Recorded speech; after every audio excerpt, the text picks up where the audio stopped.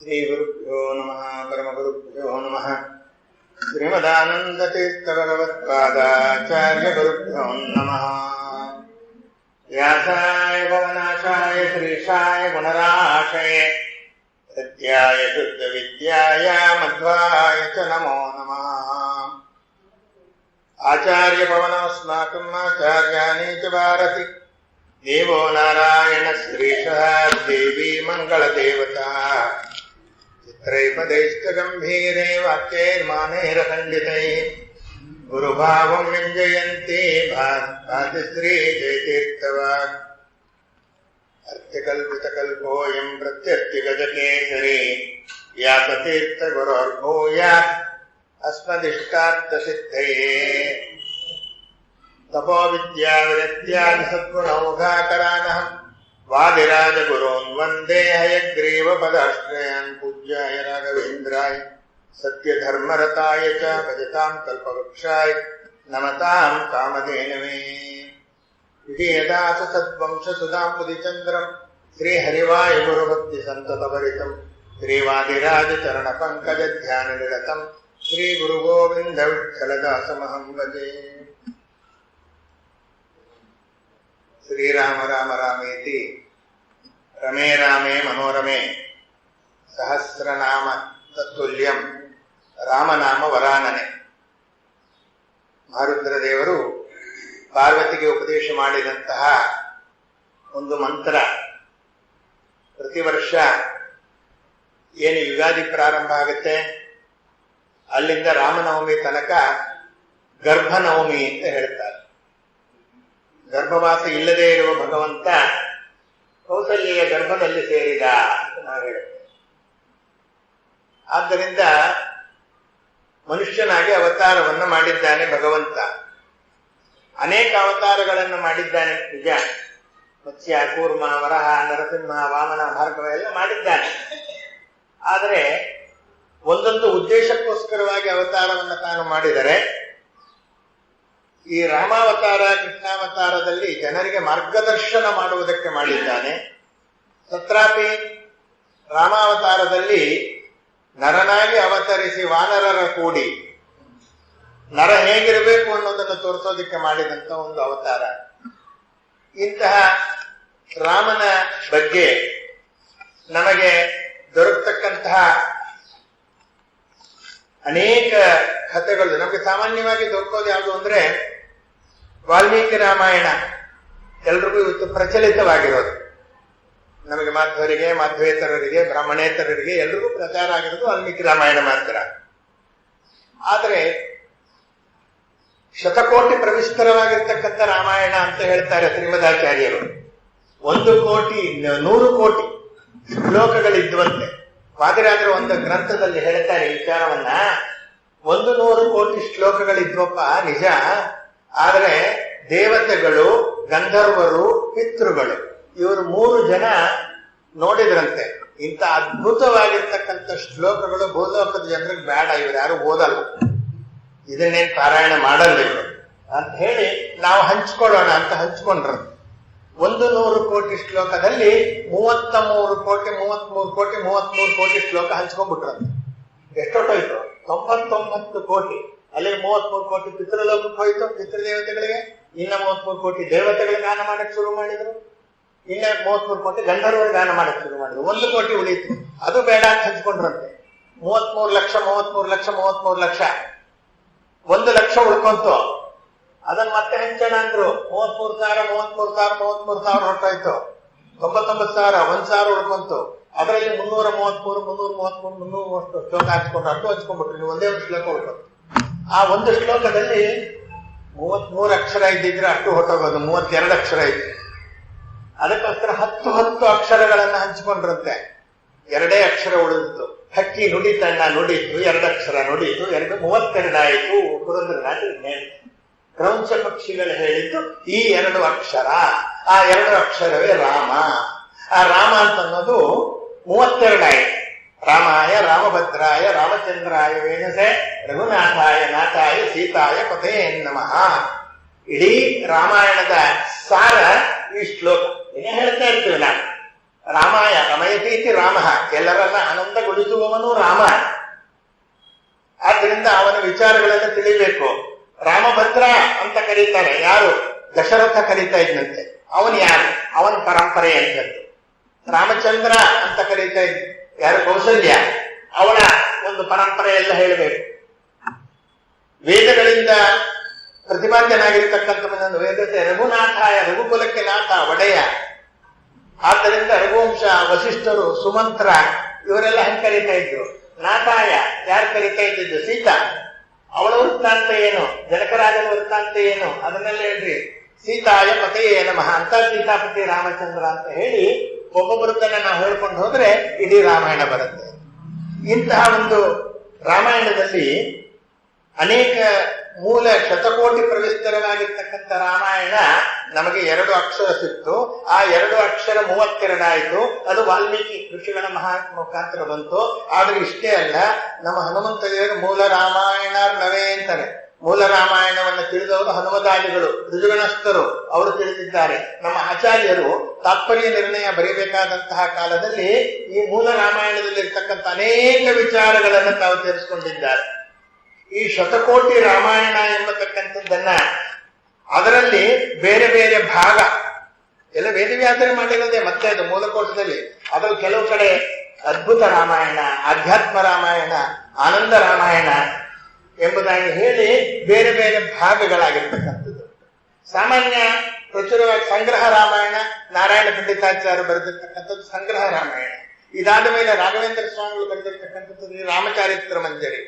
ಇದಾದ್ಮೇಲೆ ವಾಜರಾಜಕೀರ್ತಿ ಶ್ರೀಪಾದಗಳವರು ದಶಾವತಾರ ಸ್ತೋತ್ರದಲ್ಲಿ ಸುಮಾರು 11 ಶ್ಲೋಕಗಳನ್ನ ರಾಮದೇವರ ಅವತಾರಕ್ಕೆ ಮೀಸಲಾಗಿಟ್ಟಿದ್ದಾರೆ. ಆದ್ದರಿಂದ ಅಲ್ಲಿ ಒಂದು ರಾಮಾಯಣ ಇದೆ. ಇನ್ನು ಸಪ್ತರ್ಷಿ ರಾಮಾಯಣ ಅಂತ 7 ಜನ ಋಷಿಗಳು ಒಬ್ಬೊಬ್ಬರು ಒಂದೊಂದು ಶ್ಲೋಕವನ್ನು ಹೇಳಿ ಸಪ್ತರ್ಷಿ ರಾಮಾಯಣ ಅಂತಾಗಿದೆ. ಇನ್ನು ಗಾಯತ್ರಿ ಮಂತ್ರ 24 ಅಕ್ಷರ ಇದೆ, 24,000 ಶ್ಲೋಕ ಇದೆ ವಾಲ್ಮೀಕಿ ರಾಮಾಯಣ. ಪ್ರತಿ 1,000 ಶ್ಲೋಕದ ಒಂದೊಂದನೇ ಅಕ್ಷರ ತಗೊಂಡ್ರೆ 1ನೇ ಅಕ್ಷರ, 1,000 1ನೇ ಅಕ್ಷರ, 2,001ನೇ ಅಕ್ಷರ ಸೇರಿಸ್ಕೊಂಡ್ರೆ ಗಾಯತ್ರಿ ಮಂತ್ರ ಬರುತ್ತೆ. ಅದು ಗಾಯತ್ರಿ ರಾಮಾಯಣ. ತತ್ಸವಿತರ್ವರೆಣ್ಯಂ ಭರ್ಗೋ ದೇವಸ್ಯ ಧೀಮಹಿ ಧಿಯೋ ಯೋ ನಃ ಪ್ರಚೋದಯಾತ್. ಇದನ್ನು ಬರ್ತಕ್ಕಂಥದ್ದು ಗಾಯತ್ರಿ ರಾಮಾಯಣ. ಆದ್ರೆ ಎಲ್ಲವೂ ಈ ರಾಮಾಯಣದ ಕಪ ಎಂಬತಕ್ಕಂಥದ್ದು ತಾನಿದೆ. ಈ ರಾಮ ಎಂಬತಕ್ಕಂಥ ಒಂದು ಶಬ್ದ ಇದೆಯಲ್ಲ, ಈ ಶಬ್ದ ಎಂಬತಕ್ಕಂಥದ್ದು ಮಹಾರುದ್ರ ದೇವರು ಪಾರ್ವತೀ ದೇವಿಗೆ ಉಪದೇಶ ಮಾಡಿದಂತಹ ಮಂತ್ರ ಇದು. ಯಾಕೆ ಅಂದ್ರೆ ವಿಷ್ಣು ಸಹಸ್ರನಾಮ ಅಂತ ಇದೆ. ಭಗವಂತ ಅನೇಕ ರೂಪಗಳನ್ನು ತಾಳಿದ್ದಾನೆ. ಪರಮಾತ್ಮನೇ ಸತತಮೇಕ ರೂಪಿಣೆ, ದಶರೂಪಿಣೆ, ಶತಸಹಸ್ರ ರೂಪಿಣೆ, ಅವಿಕಾರಣೆ, ಸ್ಫುಟಂ ಅನಂತ ರೂಪಿಣೆ ಎಂಬುದಾಗಿ ಇರ್ತಕ್ಕಂಥದ್ದು ಉಂಟು. ಆದರೆ ವಿಶ್ವಂ ವಿಷ್ಣುರ್ವಷತ್ಕಾರೋ ಭೂತ ಭವ್ಯ ಭವತ್ ಪ್ರಭು ಅಂತ ಹೇಳಿ ಸಹಸ್ರನಾಮಗಳು ಸಹ ಉಂಟು. ಆದ್ರೆ ಈ ಸಹಸ್ರನಾಮ ಹೇಳಿದ ಪುಣ್ಯ ರಾಮ ಎಂಬತಕ್ಕಂಥ 2 ಅಕ್ಷರವನ್ನು ಹೇಳೋದ್ರಿಂದ ಬರುತ್ತೆ ಅಂತ ಶ್ರೀರಾಮ ರಾಮ ರಾಮೇತಿ ರಮೇ ರಾಮೇ ಮನೋರಮೆ ಸಹಸ್ರನಾಮ ತತ್ತುಲ್ಯಂ ರಾಮನಾಮ ವರಾನನೆ ಪಾರ್ವತಿ ದೇವಿಗೆ ಹೇಳಿದ್ದರು. ಶ್ರೀರಾಮ ರಾಮ ರಾಮ ಅಂತ ಹೇಳಿ 3 ಸರ್ತಿ ರಾಮ ಅಂತ ಸಹಸ್ರನಾಮ ಹೇಳಿ ಪುಣ್ಯ ಬರುತ್ತೆ. ಹೆಂಗೆ? ನಮ್ಮ ಜಗನ್ನಾಥದಾಸರ ಸಂಖ್ಯಾ ಇದನ್ನ ನೀವೆಲ್ಲ ನೋಡಿರ್ತೀರಿ ಹರಿಕಥಾಮೃತಸಾರದಲ್ಲಿ. ಅದರ ತಗೊಳ್ಳಿ. ರಾಮ ಅಂದ್ರೇನು? ಯಾರ ಅವರಿಗೆ ವ್ಯಂಜನದಲ್ಲಿ 2ನೇ ಅಕ್ಷರ ಆಯ್ತು. ಪಾಪ ಬಾಭ ಮ ಪವರ್ಗದಲ್ಲಿ ವ್ಯಂಜನಾಕ್ಷರಗಳಲ್ಲಿ 5ನೇ ಅಕ್ಷರ ಆಯ್ತು ಮಾ ಅನ್ನೋದು. 2 × 5 10 ಆಯ್ತು. ರಾಮ ಅಂದ್ರೆ 10 ಅಂತಾಯ್ತು. ರಾಮ ರಾಮ ರಾಮ ಶ್ರೀರಾಮ ರಾಮ ರಾಮೇತಿ 3 ಸರ್ತಿ 10 × 10 × 10 1000 ಆಯ್ತು. 10 × 100 100 × 10 1000 ಆಯ್ತು. ಸಹಸ್ರನಾಮ ತತ್ತುಲ್ಯಂ ಬರುತ್ತೆ. ಯಾಕೆ ಈ ಒಂದು ಮಹತ್ವ ಬಂತು? ಅದು ತನ್ನ ಹೆಂಡತಿಗೆ ಹೇಳಿದ್ದಾರೆ ಈ ವಿಚಾರವನ್ನು. ಇದಕ್ಕೆ ಇನ್ನೊಬ್ಬರು ಬಹಳ ಸುಂದರವಾಗಿರ್ತಕ್ಕಂಥ ಒಂದು ಕಥೆ ಹೇಳಿದರು. ಅದಕ್ಕೆ ಇನ್ನೂ ಪ್ರಮಾಣ ಯಾವುದು ಅಂತ ಗೊತ್ತಿಲ್ಲ. ಆದ್ರೆ ಬಹಳ ಸುಂದರವಾಗಿರ್ತಕ್ಕಂಥ ಒಂದು ಪ್ರಸಂಗ ಹಿರಿಯರೊಬ್ಬರು ಹೇಳಿದರು. ಈಗ ಕೇಳಿದ್ಲಂತೆ ಪಾರ್ವತಿ ದೇವಿ ಕೇಳಿದ್ರು ಪರಮೇಶ್ವರನನ್ನ, ಇಷ್ಟತ್ತಾಯ್ತು ಪ್ರದೋಷ ಕಾಲ ಆಗಿದೆ ಸ್ವಾಮಿ, ನಿಮ್ಮ ಪಾದಪೂಜೆ ಮಾಡಬೇಕು ಬನ್ರಿ. ಹಾಗೆ ರುದ್ರದೇವರು ಹೇಳಿದ್ರಂತೆ, ಇದು ಪ್ರದೋಷ ಕಾಲ ಆಗಿದೆ, ನಾನು ಸಂಧ್ಯಾವಂದನೆ ಮಾಡಬೇಕು, ನಮ್ಮ ಸ್ವಾಮಿ ಪೂಜೆ ಮಾಡಬೇಕು, ನಾನು ಬರೋಲ್ಲ. ಅಲ್ಲ ಸ್ವಾಮಿ, ಲೋಕ ಎಲ್ಲ ನಿಮ್ಮನ್ನೇ ಸ್ವಾಮಿ ಅಂತ ಕರೀತಾ ಇದೆ, ನಿಮ್ಗೆ ಯಾವ ಸ್ವಾಮಿ ಇದ್ದ ಎಂಬುದಾಗಿ ಹೇಳಿದ್ರು.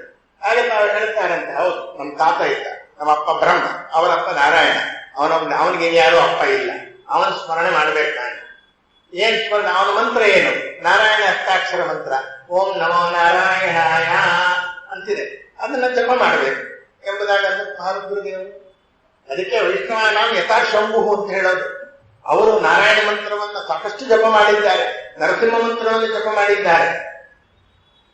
ಸರಿ, ನಿಮಗೆ ರುದ್ರದೇವರ ಮಂತ್ರ ಒಂದಿದೆ, ಯಾವುದದು? ತಂತ್ರಸಾರದಲ್ಲಿ ಹೇಳಿದ್ದಾರೆ, ಓಂ ನಮಃ ಶಿವಾಯ ಎಂಬುದಾಗಿ. ಪಾರ್ವತಿ ದೇವಿ ಹೇಳಿದ್ದು, ಸ್ವಾಮಿ ಮಂತ್ರನೂ ಬರಬೇಕು, ನಿಮ್ಮ ಮಂತ್ರನೂ ಬರಬೇಕು, ಅಂತದ್ದು ಮಂತ್ರ ಉಪದೇಶ ಮಾಡಿ ಅಂತ ಹೇಳಿದಂತೆ. ಆಗ ಉಪದೇಶ ಮಾಡಿದ್ದೆ ರಾಮ. ಯಾಕೆಂದ್ರೆ ಈ ಒಂದೊಂದು ಮಂತ್ರದಲ್ಲಿ ಒಂದೊಂದು ಬೀಜಾಕ್ಷರ ಅಂತ ಇರುತ್ತೆ. ಓಂ ನಮೋ ನಾರಾಯಣಾಯ ಅನ್ನೋದ್ರಲ್ಲಿ ಬೀಜಾಕ್ಷರ ಯಾವುದು ಅಂದ್ರೆ ರಾ ಅನ್ನೋದು ಬೀಜಾಕ್ಷರ. ನೀವು ಹೇಳ್ತೀರ ಕಂ ಧನ್ವಂತರೇ ನಮಃ, ಕಂ ಕಪಿಲಾಯ ನಮಃ ಅಂತ ಹೇಳ್ತೀವಲ್ಲ, ನಮ್ ನರಸಿಂಹಾಯ ನಮಃ, ಆ ನಮ್ಮ ಅನ್ನೋದು ಬೀಜಾಕ್ಷರ. ಹಾಗೆ ರಂ ರಾಮಾಯ ನಮಃ, ರಕಾರ ಅನ್ನೋದು ಬೀಜಾಕ್ಷರ. ಅದಕ್ಕೆ ಓಂ ನಮೋ ನಾರಾಯಣಾಯ, ಅಲ್ಲಿ ರಾ ತೆಗೆದುಬಿಟ್ಟು ಹೇಳ್ರಿ ಓಂ ನಮೋ ನಾರಾಯಣಾಯ ಆಗುತ್ತೆ. ಆಯನಾಯ ಅಂದ್ರೆ ಆಶ್ರಯದಾತ, ನಾಯನಾಯ ಅಂದ್ರೆ ಆಶ್ರಯದಾತ ಅಲ್ಲ ಅಂತ. ಯಾವ ಒಂದು ಅಕ್ಷರವನ್ನ ತೆಗೆಯೋದ್ರಿಂದ ಪಾಸಿಟಿವ್ ಮೀನಿಂಗ್ ಹೋಗಿ ನೆಗೆಟಿವ್ ಮೀನಿಂಗ್ ಬಂದ್ಬಿಡ್ತದೋ ಅದಕ್ಕೆ ಬೀಜಾಕ್ಷರ ಆಗ್ತದೆ. ರಾ ಅನ್ನೋದು ತೆಗೆದಿಟ್ರು. ಆಮೇಲೆ ನಮಃ ಶಿವಾಯ, ಓಂ ನಮಃ ಶಿವಾಯ, ಮಕಾರ ತೆಗೆದಿಟ್ರಿ ಅಂದ್ರು, ಮಹಾ ತೆಗೆದಿಟ್ರು, ಓಂ ನಮಃ ಶಿವಾಯ. ಶಿವಾಯ ಅಂದ್ರೆ ಮಂಗಳಕಾರಕ, ನ ಶಿವಾಯ ಅಂದ್ರೆ ಅಮಂಗಳಕಾರಕ. ನೋಡಿ, ಅದು ಬೀಜಾಕ್ಷರ ನೆಗೆಟಿವ್ ಮೀನಿಂಗ್ ಬಂದ್ಬಿಡ್ತು, ರಾಮ ಅಂತ ಆಯ್ತು. ಈಗ ನೀವು ರಾಮ ಶಬ್ದ ಮಾಡಿದ್ರೆ ಓಂ ನಮೋ ನಾರಾಯಣಾಯ ಹೇಳಿದಂಗೂ ಆಗ್ತದೆ, ನಮಃ ಶಿವಾಯ ಹೇಳಿದಂಗೂ ಆಗುತ್ತೆ ಅಂತ ರುದ್ರದೇವರು ಪಾರ್ವತಿ ಹೇಳಿದಂತೆ. ಇವತ್ತು ನೋಡ್ರಿ ಗೋಕುಲಾಷ್ಟಮಿ ವೈಷ್ಣವರು ಮಾಡ್ತೀವಿ, ಉಪವಾಸ ಆಚರಣೆ ಮಾಡ್ತೀವಿ ಅಲ್ವಾ, ಬೇರೆಯವ್ರು ಯಾರು ಆಚರಣೆ ಹೆಚ್ಚು ಮಾಡಲ್ಲ. ಆದ್ರೆ ರಾಮನವಮಿ ಎಲ್ಲರೂ ಆಚರಣೆ ಮಾಡ್ತಾರೆ, ಅವರು ಆಚರಣೆ ಮಾಡ್ತಾರೆ, ನಾವು ಆಚರಣೆ ಮಾಡ್ತೀವಿ, ಎಲ್ಲರೂ ಆಚರಣೆ ಮಾಡ್ತಾರೆ ರಾಮದೇವರನ್ನ. ರಾಮ ರಾಮ ರಾಮ ರಾಮ ರಾಮ ರಾಮ ರಾಮ ರಾಮ ರಾಮ ರಾಮ ರಾಮ ರಾಮ. ಈಗೇನೋ 6 ಕೋಟಿ ಮಾಡೋಣ ಅಂತ ನಮ್ಮ ಸ್ವಾಮಿಗಳು ಹೇಳಿ ಎಲ್ಲ ಮಾಡ್ತಾ ಇದ್ದಾರೆ, ಜಪ ಎಲ್ಲ ನೋಡ್ತಾ ಇದ್ದೀರಿ. ರಾಮ ರಾಮ ರಾಮ ರಾಮ ರಾಮ 2 ಅಕ್ಷರ ಬೇಕಾದ್ರೆ, 3 ಅಕ್ಷರ ಬೇಕಾ? ಶ್ರೀರಾಮ ಶ್ರೀರಾಮ ಶ್ರೀರಾಮ ಶ್ರೀರಾಮ. 4 ಅಕ್ಷರ ಬೇಕಾ? ಜಯ ರಾಮ ಜಯ ರಾಮ ಜಯ ರಾಮ ಜಯ ರಾಮ. 5 ಅಕ್ಷರ ಬೇಕಾ? ಶ್ರೀ ಜಯ ರಾಮ ಶ್ರೀ ಜಯ ರಾಮ ಶ್ರೀ ಜಯ ರಾಮ. ಎಲ್ಲಿಗೆ ಹೋಗಿ ನಿಂತಿದ್ದು? ಶ್ರೀರಾಮ ಜಯ ರಾಮ ಜಯ ಜಯ ರಾಮ, ಶ್ರೀರಾಮ ಜಯ ರಾಮ ಜಯ ಜಯ ರಾಮ. ಇದನ್ನ 13 ಅಕ್ಷರಕ್ಕೆ ಹೋಗಿ ನಿಂತ್ಕೊಂಡು ದೀರ್ಘ ಸೇರಿದ್ರೆ 13 ಆಗ್ತದೆ. ತ್ರಯೋದಶಿ ಸರ್ವಸಿದ್ಧಿ ಅಂತ ನಮ್ಮಲ್ಲಿ ಒಂದು 13ಕ್ಕಿಂತ ಮೇಲೆ ಹೋಗ್ಬಾರದು. ಯಾಕೆ ಅಂದ್ರೆ 14ಕ್ಕೆ ಲೋಕ ಇರೋದು ಅಂತ. ಆದ್ರಿಂದ 13ಕ್ಕಿಂತ ಮೇಲೆ ಹೋಗ್ಬೇಡ ಅಂತ ಹೇಳ್ತಾರೆ. ಆದ್ದರಿಂದ ಇದನ್ನ ತಾರಕ ಸ್ಥಾಯಿಯಲ್ಲಿ ಹಾಡ್ರಿ. ಸಂಗೀತದಲ್ಲಿ ತಾರಕ ಸ್ಥಾಯಿ ಅಂತಂದ್ರೆ ಏನು? ಎತ್ತರದ ಸ್ಥಾಯಿ. ಶ್ರೀರಾಮ ಜಯ ರಾಮ ಜಯ ಜಯ ರಾಮ ದೂರ ಹೇಳ್ರಿ, ಅವನು ಸರ್ವೋತ್ತಮನಾಗಿದ್ದಾನೆ ಎಂಬುದಾಗಿ ತಾವು ಹೇಳಿ. ಇದಕ್ಕೆ ರಾಮ ತಾರಕ ಮಂತ್ರ ಅಂತ ಹೇಳಿದರು. ಈ ರಾಮತಾರಕ ಮಂತ್ರ ಹೋಮ ಎಲ್ಲ ಮಾಡ್ತಾರೆ ಕೆಲವರು, ಅದನ್ನು ಮಾಡ್ತಕ್ಕಂಥವರು.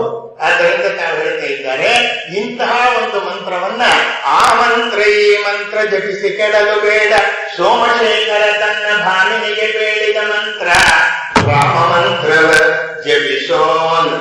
ಹೀಗೆ ರಾಮ ಎಂಬ ಶಬ್ದ ಯಾವಾಗ ಬಂತು ಅಂದ್ರೆ ಪಾರ್ವತಿಗೆ ಪರಮೇಶ್ವರ ಉಪದೇಶ ಮಾಡಿದಾಗ ರಾಮ ಮಂತ್ರ ಬಂತು. ಇನ್ನು ರಾಮಾವತಾರ ಆಗೇ ಇಲ್ಲ.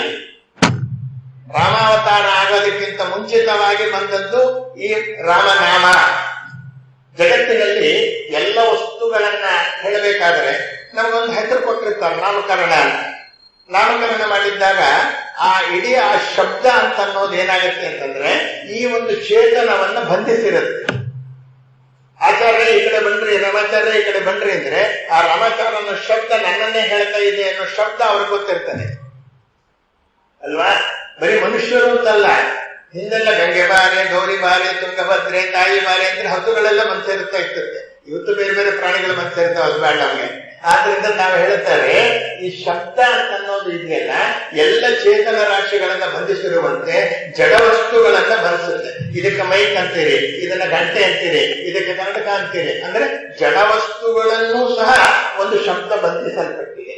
ಹಾಗಾದ್ರೆ ಒಂದು ಶಬ್ದ ಇದೆ ಅಂದ ಮೇಲೆ ಚೇತನ ಆಗಲಿ ಜಡ ಆಗಲಿ ಅದಕ್ಕೆ ವಸ್ತುಗೆ ಒಂದು ವಸ್ತು ಇರಬೇಕು. ಈಗ ರಾಮ ಅನ್ನೋ ಶಬ್ದ ಬಂತು, ಅದಕ್ಕೆ ಒಂದು ಪ್ರತಿಮಾ ಬೇಕು ಅಂತ ಹೇಳಿ ಬ್ರಹ್ಮದೇವರು ವಿಶ್ವಕರ್ಮನನ್ನ ಕರೆಸಿ ಒಂದು ಪ್ರತಿಮೆಯನ್ನ ಮಾಡಿಸಿದ. ಅದೇ ಮೂಲ ರಾಮ.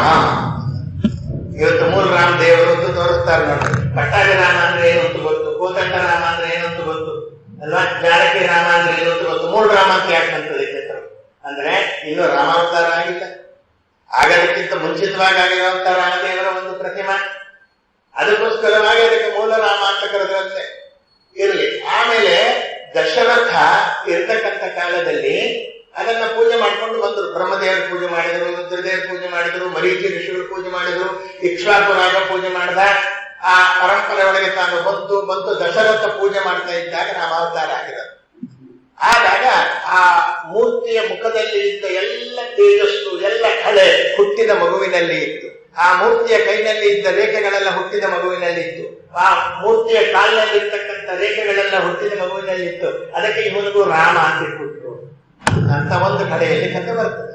ಆದ್ದರಿಂದ ಇಂಥ ಕಥೆಗಳೆಲ್ಲ ಎಲ್ಲಿದೆ ಆಚಾರ್ಯ ಅಂದ್ರೆ ಆನಂದ ರಾಮಾಯಣದಲ್ಲಿ ಬರ್ತಕ್ಕಂಥ ಕಥೆಗಳಿವೆಲ್ಲ. ಅದಕ್ಕೆ ಆನಂದಪ್ರದ ಅಂತ ಅದನ್ನು ತಾವು ಹೇಳ್ತಾರೆ. ಆದ್ದರಿಂದ ಇಂತಹ ಸುಂದರವಾಗಿರ್ತಕ್ಕಂಥ ಮೂಲ ರಾಮಚಂದ್ರ ದೇವರು ಬಂದು ಸುಳಾದಿ ಯಜ್ಞ ಮಾಡಿಬಿಟ್ಟಿದ್ದಾರೆ ವಿಜಯರಾಜ್. ಅದರಲ್ಲಿ ಆ ವಿಚಾರಗಳನ್ನೆಲ್ಲ ತಾವು ತಿಳಿಸ್ತಕ್ಕಂಥವ್ರಾಗ್ತಾರೆ. ಇಂತಹ ಆನಂದ ರಾಮಾಯಣದ ಬಹುಭಾಗ ನಮ್ಮ ಆಚಾರ್ಯರ ತಾತ್ಪರ್ಯ ನಿರ್ಣಯಕ್ಕೆ ಹೊಂದಿಕೆ ಆಗ್ತಕ್ಕಂಥದ್ದಾಗಿದೆ. ಯಾಕೆಂದ್ರೆ ಅವರು ಶತಕೋಟಿ ಪ್ರವಿಸ್ತರವಾದ ರಾಮಾಯಣ ನೋಡಿದ್ದಾರೆ ಬಿಡ್ರಿ. ಆದ್ರಿಂದ ಆನಂದ ರಾಮಾಯಣ ತಗೊಂಡಿದ್ದಾರೆ, ಆಧ್ಯಾತ್ಮ ರಾಮಾಯಣ ತಗೊಂಡಿದ್ದಾರೆ. ಏನದು ಆಧ್ಯಾತ್ಮ ರಾಮಾಯಣ? ದಶರಥನಲ್ಲಿ ರಾಮನ ಜನನ ಎಂಬುದಾಗಿ ಹೇಳಿದ್ರು. ದಶರಥ ಅಂದ್ರೆ 10 ಇಂದ್ರಿಯಗಳು ಉಳ್ಳಂತಹ ಈ ದೇಹ ಎಂಬುದಾಗಿ ಹೇಳಿದರು. ಅಲ್ಲಿ ಕಾಮಕ್ರೋಧಗಳ ದಹನ ಆಗಬೇಕು. ಮೊನ್ನೆ ತಾನೇ ಕಾಮ ಹುಣ್ಣಿಮೆ ಆಗಿದೆ. ಕಾಮನ ಹುಣ್ಣಿಮೆ ಆಗಿ ಕಾಮನ ಸುಟ್ಟ ಮೇಲೆ ನಾಳೆದ ರಾಮ ಜನನ ಆಗ್ತದಪ್ಪ. ಹಾಗೆ ನಮ್ಮ ದೇಹದ ಒಳಗೆ ಇರ್ತಕ್ಕಂಥ ಕಾಮಕ್ರೋಧಗಳ ದಹನ ಆಗಲಿ, ಅಲ್ಲಿ ರಾಮ ಹುಟ್ಟುತ್ತಾನೆ. ಅವನು ಯಾರನ್ನ ಸಂಹಾರ ಮಾಡಿದ? ದಶಮುಖನನ್ನು ಸಂಹಾರ ಮಾಡಿದ. ದಶಮುಖ ಅಂತಂದ್ರೆ ಯಾರು? ನಮ್ಮ ಒಂದು ಬುದ್ಧಿ ನಾನಾ ಕಡೆಗಳಲ್ಲಿ ವಿಷಯ ಸುಖಗಳ ಕಡೆ ಹೋಗ್ತಾ ಇರ್ತಾರೆ. ಇದನ್ನ ಸಂಹಾರ ಮಾಡಬೇಕಾದವನು ರಾಮ. ಈ ರೀತಿ ಒಳಗೆ ಆಧ್ಯಾತ್ಮ ರಾಮಾಯಣ ಹೋಗ್ತದೆ. ಹೀಗೆ ಭಗವಂತನ ಅವತಾರದ ಒಂದು ಚರಿತ್ರೆಗಳು ಅಂದ್ರೆ ಇವತ್ತು ವಾಲ್ಮೀಕಿ ರಾಮಾಯಣನೇ ಮೂಲ ರೀ. ಇವೆಲ್ಲ ನೀವು ಹೇಳ್ತಾ ಇರ್ತಕ್ಕಂಥದ್ದು ನಿಮ್ಮ ಕಪೋಲ ಕಲ್ಪಿತವಾಗಿರ್ತಕ್ಕಂಥದ್ದು ಅಂತಂದ್ರೆ ವಾಲ್ಮೀಕಿಯನ್ನಾಗಿ ಮಾಡಿದ ರಾಮ ಯಾಕಾಗ ಅನ್ನೋ ವಿಚಾರವನ್ನು ತಾವು ಹೇಳ್ತಾರೆ. ಹಿಂದೆ ಬೇಡರಾಗಿದ್ರಂತವ್ರು. ಆ ಬೇಡರಾಗಿದ್ದವರು ಜೀವನ ಉಪಾಯವಿಲ್ಲದೆ ದಾರಿಯಲ್ಲಿ ಬರತಕ್ಕಂಥವರನ್ನ ದರೋಡೆ ಮಾಡಿ ಜೀವಿಸ್ತಾ ಇದ್ರು ಅಂತ ಬರ್ತದೆ. ಆಗ ನಾರದರು ಬರ್ತಾರೆ, ಅವರ ತಂಬೂರಿನೂ ಹಿಡ್ಕೊಂಡ್ರು. ತಂಬೂರಿ ಮೀಟಿದವ ಭವಾಂತಿ ದಾಟಿದವ. ದೊಡ್ಡವರ ತಂಬೂರಿ ಸ್ಪರ್ಶ ಆದ್ರೂ ಸಾಕ್ರಿ, ಏನನ್ನಿಸ್ತೋ ಏನೋ. ನಾರದರು ಕೇಳಿದ್ರು, ಇಷ್ಟು ಜನದ ತಲೆ ಹೊಡಿತಾ ಇದೆಯಲ್ಲಪ್ಪ, ಅದು ಒಂದ್ ಲೆಕ್ಕ ಇಟ್ಟಿದ್ದಂತ. ಒಬ್ಬರು ತಲೆ ಹೊಡೆದ್ರೆ ಒಂದು ಕಲ್ ತಗೊಂಡ ಒಂದು ಬಾವಿಗೆ ಹಾಕ್ತಾ ಇದ್ದಂತ. 7 ಬಾವಿ ತುಂಬಿಸಿದ್ದಂತ ಅವನು. ಆದ್ರಿಂದ ಈ ಸಂಪತ್ತನ್ನೆಲ್ಲ ಏನ್ ಮಾಡ್ತೀಯ? ಹೋಗಿ ಈ ಸಂಪತ್ತು ತಗೊಂಡು ಇದನ್ನ ನಿನ್ನ ಹೆಂಡತಿ, ಮಕ್ಕಳು, ತಂದೆ, ತಾಯಿ ಎಲ್ಲ ಅನುಭವಿಸ್ತಾ ಇದ್ದಾರೆ. ಇದರಿಂದ ನಿನಗೆ ಪಾಪ ಸಂಘಟನೆ ಆಗಿದೆ. ಆ ಪಾಪವನ್ನು ಅವ್ರು ತಗೋತಾರೇನಂತೆ ಹೇಳ್ಕೊಂಬಹುದು. ಯಾರು ತಗೊಳ್ಳಲ್ಲ. ನಿನ್ನದು ತಂದೆ ನೋವು ಕೇಳದ, ತಾಯಿ ನೋವು ಕೇಳದ. ಆಗ ತಂದೆ ತಾಯಿಗಳು ಹೇಳಿದರು, ಮಗನಾದನ್ ಕರ್ತವ್ಯ ತಂದೆ ತಾಯಿಗಳನ್ನ ಸಾಕ್ಬೇಕಾದದ್ದು. ಆದ್ರಿಂದ ಹೇಗ್ ತರ್ತೀಯ ಅಂತ ನನಗೆ ಯಾಕೆ, ನಾ ತಗೊಳ್ಳಲ್ಲ ಅಂದ್ರು. ಹೆಂಡತಿ ನೋವು ಕೇಳವ, ಇಲ್ಲ ಅಂದ್ರು. ಆಗ ಅವನಿಗೆ ಅರಿವಾಯಿತು. ನಾರದರ ಹತ್ರ ಬಂದು ಹೇಳ್ತಾನೆ, ಯಾರು ತಗೊಳ್ಳಲ್ವಂತ ಏನ್ ಮಾಡ್ಲಿ ಎಂಬುದಾಗಿ ಹೇಳಿದ್ರು. ಹಾಗೆ ಹೇಳಿದಂತ ಆ ಕಾಲದಲ್ಲಿ ಆದ್ದರಿಂದ ಇಷ್ಟು ಜನರ ತಲೆ ಹೊಡೆದು ಬಿಟ್ಟಿದ್ದೀನಿ, ನನ್ನ ದೋಷ ಪರಿಹಾರ ಹೆಂಗೆ ಎಂದ್ರು. ಹಾಗೆ ನಿಗೊಂದು ಮಂತ್ರ ಉಪದೇಶ ಮಾಡ್ತೀನಿ ಅಂತಂದ್ರು. ಮಂತ್ರ ಉಪದೇಶ ಮಾಡ್ತೀನಿ ಅಂತ ಮಾಡಿದ ಉಪದೇಶ, ಆ ಮರ ಈ ಮರ ಎಂದೆನಲು ರಾಮನಾಮವೇ ಕಾಯ್ತು. ಅಲ್ಲೇನಿದೆ ಅಂದ್ರು ಮರ, ಇಲ್ಲೇನಿದೆ ಅಂದ್ರು ಮರ, ಅಲ್ಲೇನಿದೆ ಮರ, ಮರ ಮರ ಮರ ಮರ ಅಂತ ಹೇಳುವಂದ್ರು. ಯಾಕೆ ಅಂದ್ರೆ ದುಷ್ಟರಿಗೆ ಉಪದೇಶ ಮಾಡ್ಬೇಕಾದ್ರೆ ನೇರವಾಗಿ ಉಪದೇಶ ಮಾಡಬಾರ್ದು ಮಂತ್ರವನ್ನ. ಅದಕ್ಕೆ ರಿವರ್ಸ್ ಆಗಿ ಉಪದೇಶ ಮಾಡಿದ್ರು ಅವರು. ಅದನ್ನೇ ವಿಜಯದಾಸರು ಹೇಳಿದ್ದು, ಆ ಮರ ಈ ಮರ ಎಂದೆನಲು ರಾಮನಾಮವೇ ಕಾಯಿತು ಎಂಬುದಾಗಿ ತಾವು ಹೇಳಿದರು. ಆದ್ರಿಂದ ಈ ರಾಮ ಎಲ್ಲಿಂದ ಬಂದ ಅನ್ನೋದನ್ನ ಈ ಕಥೆ ಹೇಳಿದ್ದಾನೆ. ಅಂದ್ರೇನು, ಈ ವಾಲ್ಮೀಕಿಯನ್ನಾಗಿ ಮಾಡಬೇಕಾದ್ರೆ ರಾಮ ಮಂತ್ರ ಉಪದೇಶ ಮಾಡಿದ್ರಲ್ಲ, ಆ ರಾಮ ಮಂತ್ರ ಮೊಟ್ಟ ಮೊದಲಿಗೆ ಬಂದಿರತಕ್ಕಂಥ ಮಂತ್ರ ಬ್ರಹ್ಮದೇವರಿಂದ ನಾರದರು ಉಪದೇಶವನ್ನು ಪಡೆದಿದ್ರು. ಅದನ್ನ ರುದ್ರದೇವರು ಪಾರ್ವತಿಗೆ ಉಪದೇಶ ಆಗಿತ್ತು ಎಂಬುದಾಗಿ ತಾವು ಹೇಳಿದ್ರು. ತಾವು ಹೇಳ್ತಾರೆ, ಹೌದು. ಆಮೇಲೆ ಅವನತ್ರ ಉಪದೇಶ ಮಾಡ್ಕೊಂಡ, ಅದನ್ನ ತಗೊಂಡ, ತಪಸ್ಸನ್ನ ಮಾಡ್ದ, ಮೈ ಮೇಲೆ ಹುತ್ತ ಬೆಳೀತು. ಆಮೇಲೆ ಬ್ರಹ್ಮದೇವರು ಪ್ರತ್ಯಕ್ಷ ಆದರು, ಆ ಹುತ್ತವನ್ನೆಲ್ಲ ಕರಗಿಸಿದ್ರು. ವಲ್ಮೀಕ ಅಂದ್ರೆ ಹುತ್ತ, ವಲ್ಮೀಕದೊಳಗಿಂದ ಬಂದಿದ್ರಿಂದ ವಾಲ್ಮೀಕಿ ಅಂತ ಅವನನ್ನ ಕರೆದ್ರು. ಇತ್ಯಾದಿ ಕಥೆಗಳನ್ನು ತಾವು ಹೇಳಿದರು. ಹಾಗಾದ್ರೆ ಇವರ ಕಥೆಯನ್ನು ವಿಸ್ತಾರವಾಗಿ ಚರಿತ್ರೆಯನ್ನು ಹೇಳ್ರಿ ಅಂತ ಕೇಳಿದಾಗ ಸೂತರು ಶೌನಕಾದಿಗಳಿಗೆ ಯಾವ್ದು ಹೇಳಿಲ್ಲ ರೀ, ಎಲ್ಲಾ ಪುರಾಣ ಹೇಳಿದ್ದಾರೆ, ಮಹಾಭಾರತ ಹೇಳಿದ್ದಾರೆ, ಇತಿಹಾಸ ಹೇಳಿದ್ದಾರೆ. ಅದಕ್ಕೆ ಹೇಳ್ತಾರೆ, ಪಂಪಾ ಕ್ಷೇತ್ರದಲ್ಲಿ ಶಂಖ ಅಂತ ಒಬ್ಬ ಬ್ರಾಹ್ಮಣ, ಅವನು ಗೋದಾವರಿ ಸ್ನಾನಕ್ಕೆ ಹೊರಟ, ಭೀಮನತಿ ನದಿಯನ್ನು ದಾಟಿದ, ಕಾಡಿನಲ್ಲಿ ಹೋಗ್ತಾ ಇದ್ದಾನೆ. ಒಬ್ಬ ಬೇಟೆಗಾರ ಒಬ್ಬ ಬ್ರಾಹ್ಮಣನ ಸರ್ವಸ್ವವನ್ನು ಅಪಹಾರ ಮಾಡಿಬಿಟ್ಟ, ಎಲ್ಲವನ್ನ ತಗೊಂಡ. ಕಡೆಗೆ ಅವನು ಚಪ್ಪಲಿನೂ ಕಿತ್ಕೊಂಡಂತ. ವೈಶಾಖ ಮಾಸದ ಬಿಸಿಲು, ಶಂಖ ಬ್ರಾಹ್ಮಣ ಬಿಸಿಲಲ್ಲಿ ನಡೆಯೋದಕ್ಕೆ ತುಂಬಾ ಆಯಾಸ ಆಯ್ತು. ಮೈ ಮೇಲೆ ಹಾಕೊಂಡಿರ್ತಕ್ಕಂತ ಒಂದು ಶಲ್ಯ ಬಿಟ್ಟಿದ್ದ, ಅದನ್ನ ಹಾಕೊಂಡು ಅದ್ರ ಮೇಲೆ ನಡ್ಕೊಂಡು ಹೋಗೋದು, ಮತ್ತಿನ್ನೊಂದು ಚೂರು ಹಾಕೊಳ್ಳೋದು, ನಡ್ಕೊಂಡು ಹೋಗೋದು, ಹೀಗೆ ಮಾಡ್ತಾ ಇದ್ದಾನೆ. ಆಗ ದಾರಿಯಲ್ಲಿ ಹೋಗುವ ಸ್ವತ್ತನ್ನ ಅಪಹಾರ ಮಾಡೋದು ಕಳ್ಳರ ಧರ್ಮ. ನಾನು ಈ ಬ್ರಾಹ್ಮಣನ ಸ್ವತ್ತನ್ನ ಪಡೆದಿದ್ದೇನೆ, ಬಿಸಿಲಲ್ಲಿ ಕಷ್ಟಪಡ್ತಾ ಇದ್ದಾನೆ, ಅವನ ಪಾದರಕ್ಷೆ ಅವನಿಗೆ ಕೊಡ್ತೇನೆ ಅಂತನ್ಬಿಟ್ಟು ಅವನಿಂದ ತಗೊಂಡ ಪಾದರಕ್ಷೆ ಅವನಿಗೆ ಕೊಟ್ಟಂತೆ. ಅದಕ್ಕೋಸ್ಕರವಾಗಿ ದಾನ ಮಾಡ್ತೀನಿ ಅಂತ. ಯಾಕೆಂದ್ರೆ ಪಾದರಕ್ಷೆ ಸೌದೋಗಿದೆ, ನನಗೆ ಸಣ್ಣದು ಆಗುತ್ತೆ, ಪ್ರಯೋಜನ ಇಲ್ಲ ಅಂತ ಕೊಟ್ಟಂತೆ. ಇದರಿಂದ ಅವನು ಸಂತೋಷ ಆಯ್ತು, ಸದ್ಯ ಕಾಲು ಸುಡೋದು ಮಿಕ್ಕಲ್ಲ ಅಂತ. ಅವನಿಗೇನ್ ಪುಣ್ಯ ಬಂತು ಗೊತ್ತಾ, ಆ ಕಳ್ಳನಿಗೆ ವೈಶಾಖ ಮಾಸದಲ್ಲಿ ಪಾದರಕ್ಷೆ ದಾನ ಮಾಡಿದ ಪುಣ್ಯ ಬಂತು ಅವನಿಗೆ ಕೊಟ್ಟಿದ್ದಕ್ಕೆ. ಸ್ವಲ್ಪ ಒಳ್ಳೆ ಬುದ್ಧಿ ಬಂತು ಅವನಿಗೆ, ದುಷ್ಟನಿಗೆ. ಈ ದುಷ್ಟ ಜನ್ಮಕ್ಕೆ ಏನು ಕಾರಣ ಅಂತ ಅದೇ ಬ್ರಾಹ್ಮಣ ನನ್ನ ಕೇಳಿದ. ಆಗ ಬ್ರಾಹ್ಮಣ ಇಲ್ಲಿ ಕೂತ್ಕೊಂಡು ಮಾತಾಡೋಣ ಬಾಕ ಅಂತ ಒಂದು ಮರದ ನೆರಳಿಗೆ ಹೋದ್ರು. ಅಲ್ಲಿ ಒಂದು ಸರೋವರ, ಅಲ್ಲಿ ಕೂತ್ಕೊಂಡ್ರು. ಅಲ್ಲಿ ಕೂತ್ಕೊಂಡಾಗ ತುಂಬಾ ಹಸಿವೆ ಆಗ್ತಾ ಇದೆ ಅಂದ್ರು. ಈ ಬ್ರಾಹ್ಮಣ ಮಾಧ್ಯಾಹ್ನಿಕ ಮಾಡ್ತೀನಿ ಅಂತ ಮಾಧ್ಯಾಹ್ನಿಕ ಮಾಡಕ್ ಹೋದ. ಅಷ್ಟೊತ್ತಿಗೆ ಬೇಡ ಹೋದ, ಅಲ್ಲಿ ಬೇಲದ ಹಣ್ಣುಗಳೆಲ್ಲ ಬಿಟ್ಟಿತ್ತು, ಅದನ್ನ ಕಿತ್ತುಕೊಂಡು ಬಂದು ಕೊಟ್ಟ. ಮತ್ತೆ ಪುಣ್ಯ ಬಂತು. ಒಂದು ವೈಶಾಖ ಮಾಸದಲ್ಲಿ ಇಂಥ ಬೇಲದ ಹಣ್ಣುಗಳನ್ನ ಬ್ರಾಹ್ಮಣನಿಗೆ ದಾನ ಮಾಡಿದ್ದೆ. ಆಗ ಅವನನ್ನು ಕೇಳ್ತಾನೆ, ನನಗೆ ಯಾಕೆ ಈ ಬುದ್ಧಿ ಬಂತು ಅಂತ. ಆಗ ಅವನ ಹಿಂದಿನ ಜನ್ಮದ ಮುಂದಿನ ಜನ್ಮದ ವೃತ್ತಾಂತಗಳನ್ನೆಲ್ಲ ಹೇಳ್ತಾನಂತ. ಶಾಕಲ ಎಂಬತಕ್ಕಂಥ ನಗರದಲ್ಲಿ ಸ್ತಬ್ಧ ಎಂಬತಕ್ಕಂಥ ಬ್ರಾಹ್ಮಣ ನೀನು. ನಿನ್ನ ಹೆಂಡತಿ ಕಾಂತಿಮತಿ, ಆಕೆಯನ್ನು ತಿರಸ್ಕಾರ ಮಾಡಿದೆ, ವೇಶ್ಯ ಸಹವಾಸವನ್ನ ನೀನು ಮಾಡಿದೆ. ಆದರೂ ನಿನ್ನ ಸೇವೆ ಮಾಡ್ತಾ ಇದ್ದು ನಿನ್ನ ಹೆಂಡತಿ. ತಿನ್ನಬಾರದನ್ನ ತಿಂದೆ, ಹೋಗಬಾರದ ಕಡೆಗೆ ಹೋದೆ. ಇದರಿಂದ ಏನಾಯ್ತು, ಭಗಂಧರ ರೋಗ ಬಂತು. ಭಗಂಧರ ರೋಗ ಅಂದ್ರೆ ಕುಷ್ಠ ರೋಗ. ಆ ಭಗಂಧರ ರೋಗ ಬಂತು. ಹೆಂಡತಿಗೆ ತುಂಬಾ ದುಃಖ ಆಯ್ತು. ನಮ್ಮ ಪುಣ್ಯಕ್ಕೆ ತಕ್ಕಂತೆ ಪಾಪಕ್ಕೆ ತಕ್ಕಂತೆ ಸುಖ ದುಃಖಗಳಾಗ್ತದೆ, ನಿನ್ನ ಮೇಲೇನು ನನಗೆ ಸಿಟ್ಟಿಲ್ಲ ಅಂತ ತವರು ಮನೆಯಿಂದ ಅಲ್ಪ ಸ್ವಲ್ಪ ಧಾನ್ಯಗಳನ್ನ ತಂದು ಜೀವನವನ್ನ ಮಾಡ್ತಾ ಇದ್ದಾರೆ. ದೇವಲ ಋಷಿಗಳು ಎಂಬತಕ್ಕಂಥ ಋಷಿಗಳು ಅವ್ರ ಮನೆಗೆ ಬರ್ತಾರೆ. ಆತನಿಗೆ ಆತಿಥ್ಯ ಮಾಡಬೇಕು ಅಂತ ಇವಳಿಗೆ ಆಸೆ. ಆದ್ರ ಗಂಡ ಯಾವ ಋಷಿಗಳು ಬೇಡ, ಮತ್ತೊಬ್ಬರು ಬೇಡ ಅಂತ ಹೇಳ್ತಾ ಇರ್ತಾನೆ. ಅದಕ್ಕೆ ಇವಳೇನ್ ಮಾಡಿದ್ಲು, ನಿಮ್ಮ ರೋಗವನ್ನ ವಾಸಿ ಮಾಡೋದಕ್ಕೆ ಡಾಕ್ಟರ್ ಕರೆಸಿದ್ದೀನಿ, ವೈದ್ಯರಿಗೆ ಕರೆಸಿದ್ದೀನಿ, ಅವ್ರಿಗೆ ಆತಿಥ್ಯ ಮಾಡ್ತೀನಿ. ಸರಿ, ಏನು ಮಾಡ್ಲಿಲ್ಲ. ಅವರ ಪಾದವನ್ನ ತೊಳೆದ್ಲು, ಪಾದೋದಕವನ್ನು ಕೊಟ್ಟರು. ಔಷಧಿ ಅಂತ ಕೊಟ್ಟಿದ್ದಾರೆ, ಕುಡೀರಿ. ಅಷ್ಟೇ ಮಾಡಿ. ಬ್ರಾಹ್ಮಣರ ಪಾದದ ಉದಕಕ್ಕೆ ಎಷ್ಟು ಮಹಿಮೆ ಇರುತ್ತೆ. ಬ್ರಾಹ್ಮಣರ ಬಲಗಡೆಯ ಪಾದದ ಅಂಗುಷ್ಟದಲ್ಲಿ ಗರುಡ ವಾಹನ ಲಕ್ಷ್ಮೀನಾರಾಯಣ ಇರ್ತಾರೆ. ಭಗವಂತನೇ ಇದನ್ನ ಭೃಗು ಋಷಿಗಳ ಪಾದವನ್ನ ತೊಳೆದು ತೋರಿಸ್ತಾ. ವೈಕುಂಠಕ್ಕೆ ಹೋದಾಗ ಭೃಗು ಋಷಿ ಬಂದು ಕಾಲಿಗೆ ಇದೇ ಒದ್ರೂ ಸಹ ತಾನು ಪಾದ ತೊಳೆದು ತೋರಿಸ್ತಾ, ವಿಪ್ರ ಪಾದೋದಕಂ ಶುಭಂ ಅಂತ. ಋಷಿಗಳಿಗೆ ಆಗ ಮನೆಗೆ ಬಂದಿದ್ದಾರಲ್ಲ ಋಷಿಗಳು, ಒಂಚೂರು ಪಾನಕ ಆದ್ರೂ ಮಾಡ್ಕೊಡೋಣ ಅಂತ ಗಂಡನಿಗೆ ತಾನು ಹೇಳದೇನೆ ತಾನು ಔಷಧಿ ಅಂತ ಕೊಟ್ಲು, ಒಂದಿಷ್ಟು ಪಾನಕ ಮಾಡಿಕೊಟ್ಲು. ಇದರಿಂದ ಇವನಿಗೆ ಪುಣ್ಯ ಬಂತು. ಸನ್ನಿಪಾತ ಜ್ವರ ಬಂತು. ಈ ಸ್ತಬ್ಧನಿಗೆ ರೋಗಗ್ರಸ್ತನಾಗಿ ಮಲಗಿದ. ಕಫ ಸಹ ಹೊರಗೆ ಬೀಳ್ತಾ ಇರಲಿಲ್ಲ. ಹೆಂಡತಿ ಎಷ್ಟು ಸೇವೆ ಮಾಡಿದ್ಲು ಅಂದ್ರೆ ಆ ಕಫ ತೆಗೆಯೋದಕ್ಕೆ ಬೆರಳನ್ನು ಹಾಕ್ತಾಳ ಒಳಗೆ, ಬಾಯೊಳಗೆ. ಆ ಬೆರಳನ್ನ ಕಚ್ಚಿಕೊಂಡ ಪ್ರಾಣ ಹೊರಟಾಯ್ತು. ಬೆರಳನ್ನ ಕಚ್ಚಿ ಮಾಂಸದ ರುಚಿ ನೋಡ್ತಾ ಸತ್ತಿದ್ದರಿಂದ ನೀನು ಬೇಡನಾಗಿ ಹುಟ್ಟಿದ್ದೀಯಾ ಹೇಳ್ತಾರೆ ನಾರದರು. ಯಾಕೆ ಬೇಡ ಆದೆ ಅಂದ್ರೆ ಇದಕ್ಕೋಸ್ಕರ. ಆದ್ರೆ ನಿನ್ನ ಹೆಂಡತಿ ಋಷಿಗಳಿಗೆ ಪಾನಕ ಮಾಡಿಕೊಟ್ಲು ನೋಡು, ಆದ್ರಿಂದ ಒಳ್ಳೆ ಆಗಿದೆಯಾ. ಮುಂದೆ ಒಬ್ಬ ಬ್ರಾಹ್ಮಣನಾಗಿ ಹುಟ್ಟುತ್ತೀಯ. ಅದು ಹೇಗೆ ಅಂದ್ರೆ, ಕುನು ಎಂಬತಕ್ಕಂಥ ಬ್ರಾಹ್ಮಣ ಒಂದು ಸರೋವರದಲ್ಲಿ ತಪಸ್ ಮಾಡ್ತಾ ಇದ್ದಾನೆ. ಅಕಸ್ಮಾತ್ತಾಗಿ ಅವನ ವೀರ್ಯ ಅನ್ನೋದು ಕೆಳಗೆ ಬೀಳ್ತದೆ. ಅದನ್ನ ಒಂದು ಹಾವು ನುಂಗುತ್ತೆ. ಆ ಬ್ರಾಹ್ಮಣ ಅಮೋಘ ವೀರ್ಯದಿಂದ ಹಾವಿನ ಹೊಟ್ಟೆಯಿಂದ ಒಂದು ಗಂಡು ಮಗು ಹುಟ್ಟುತ್ತೆ.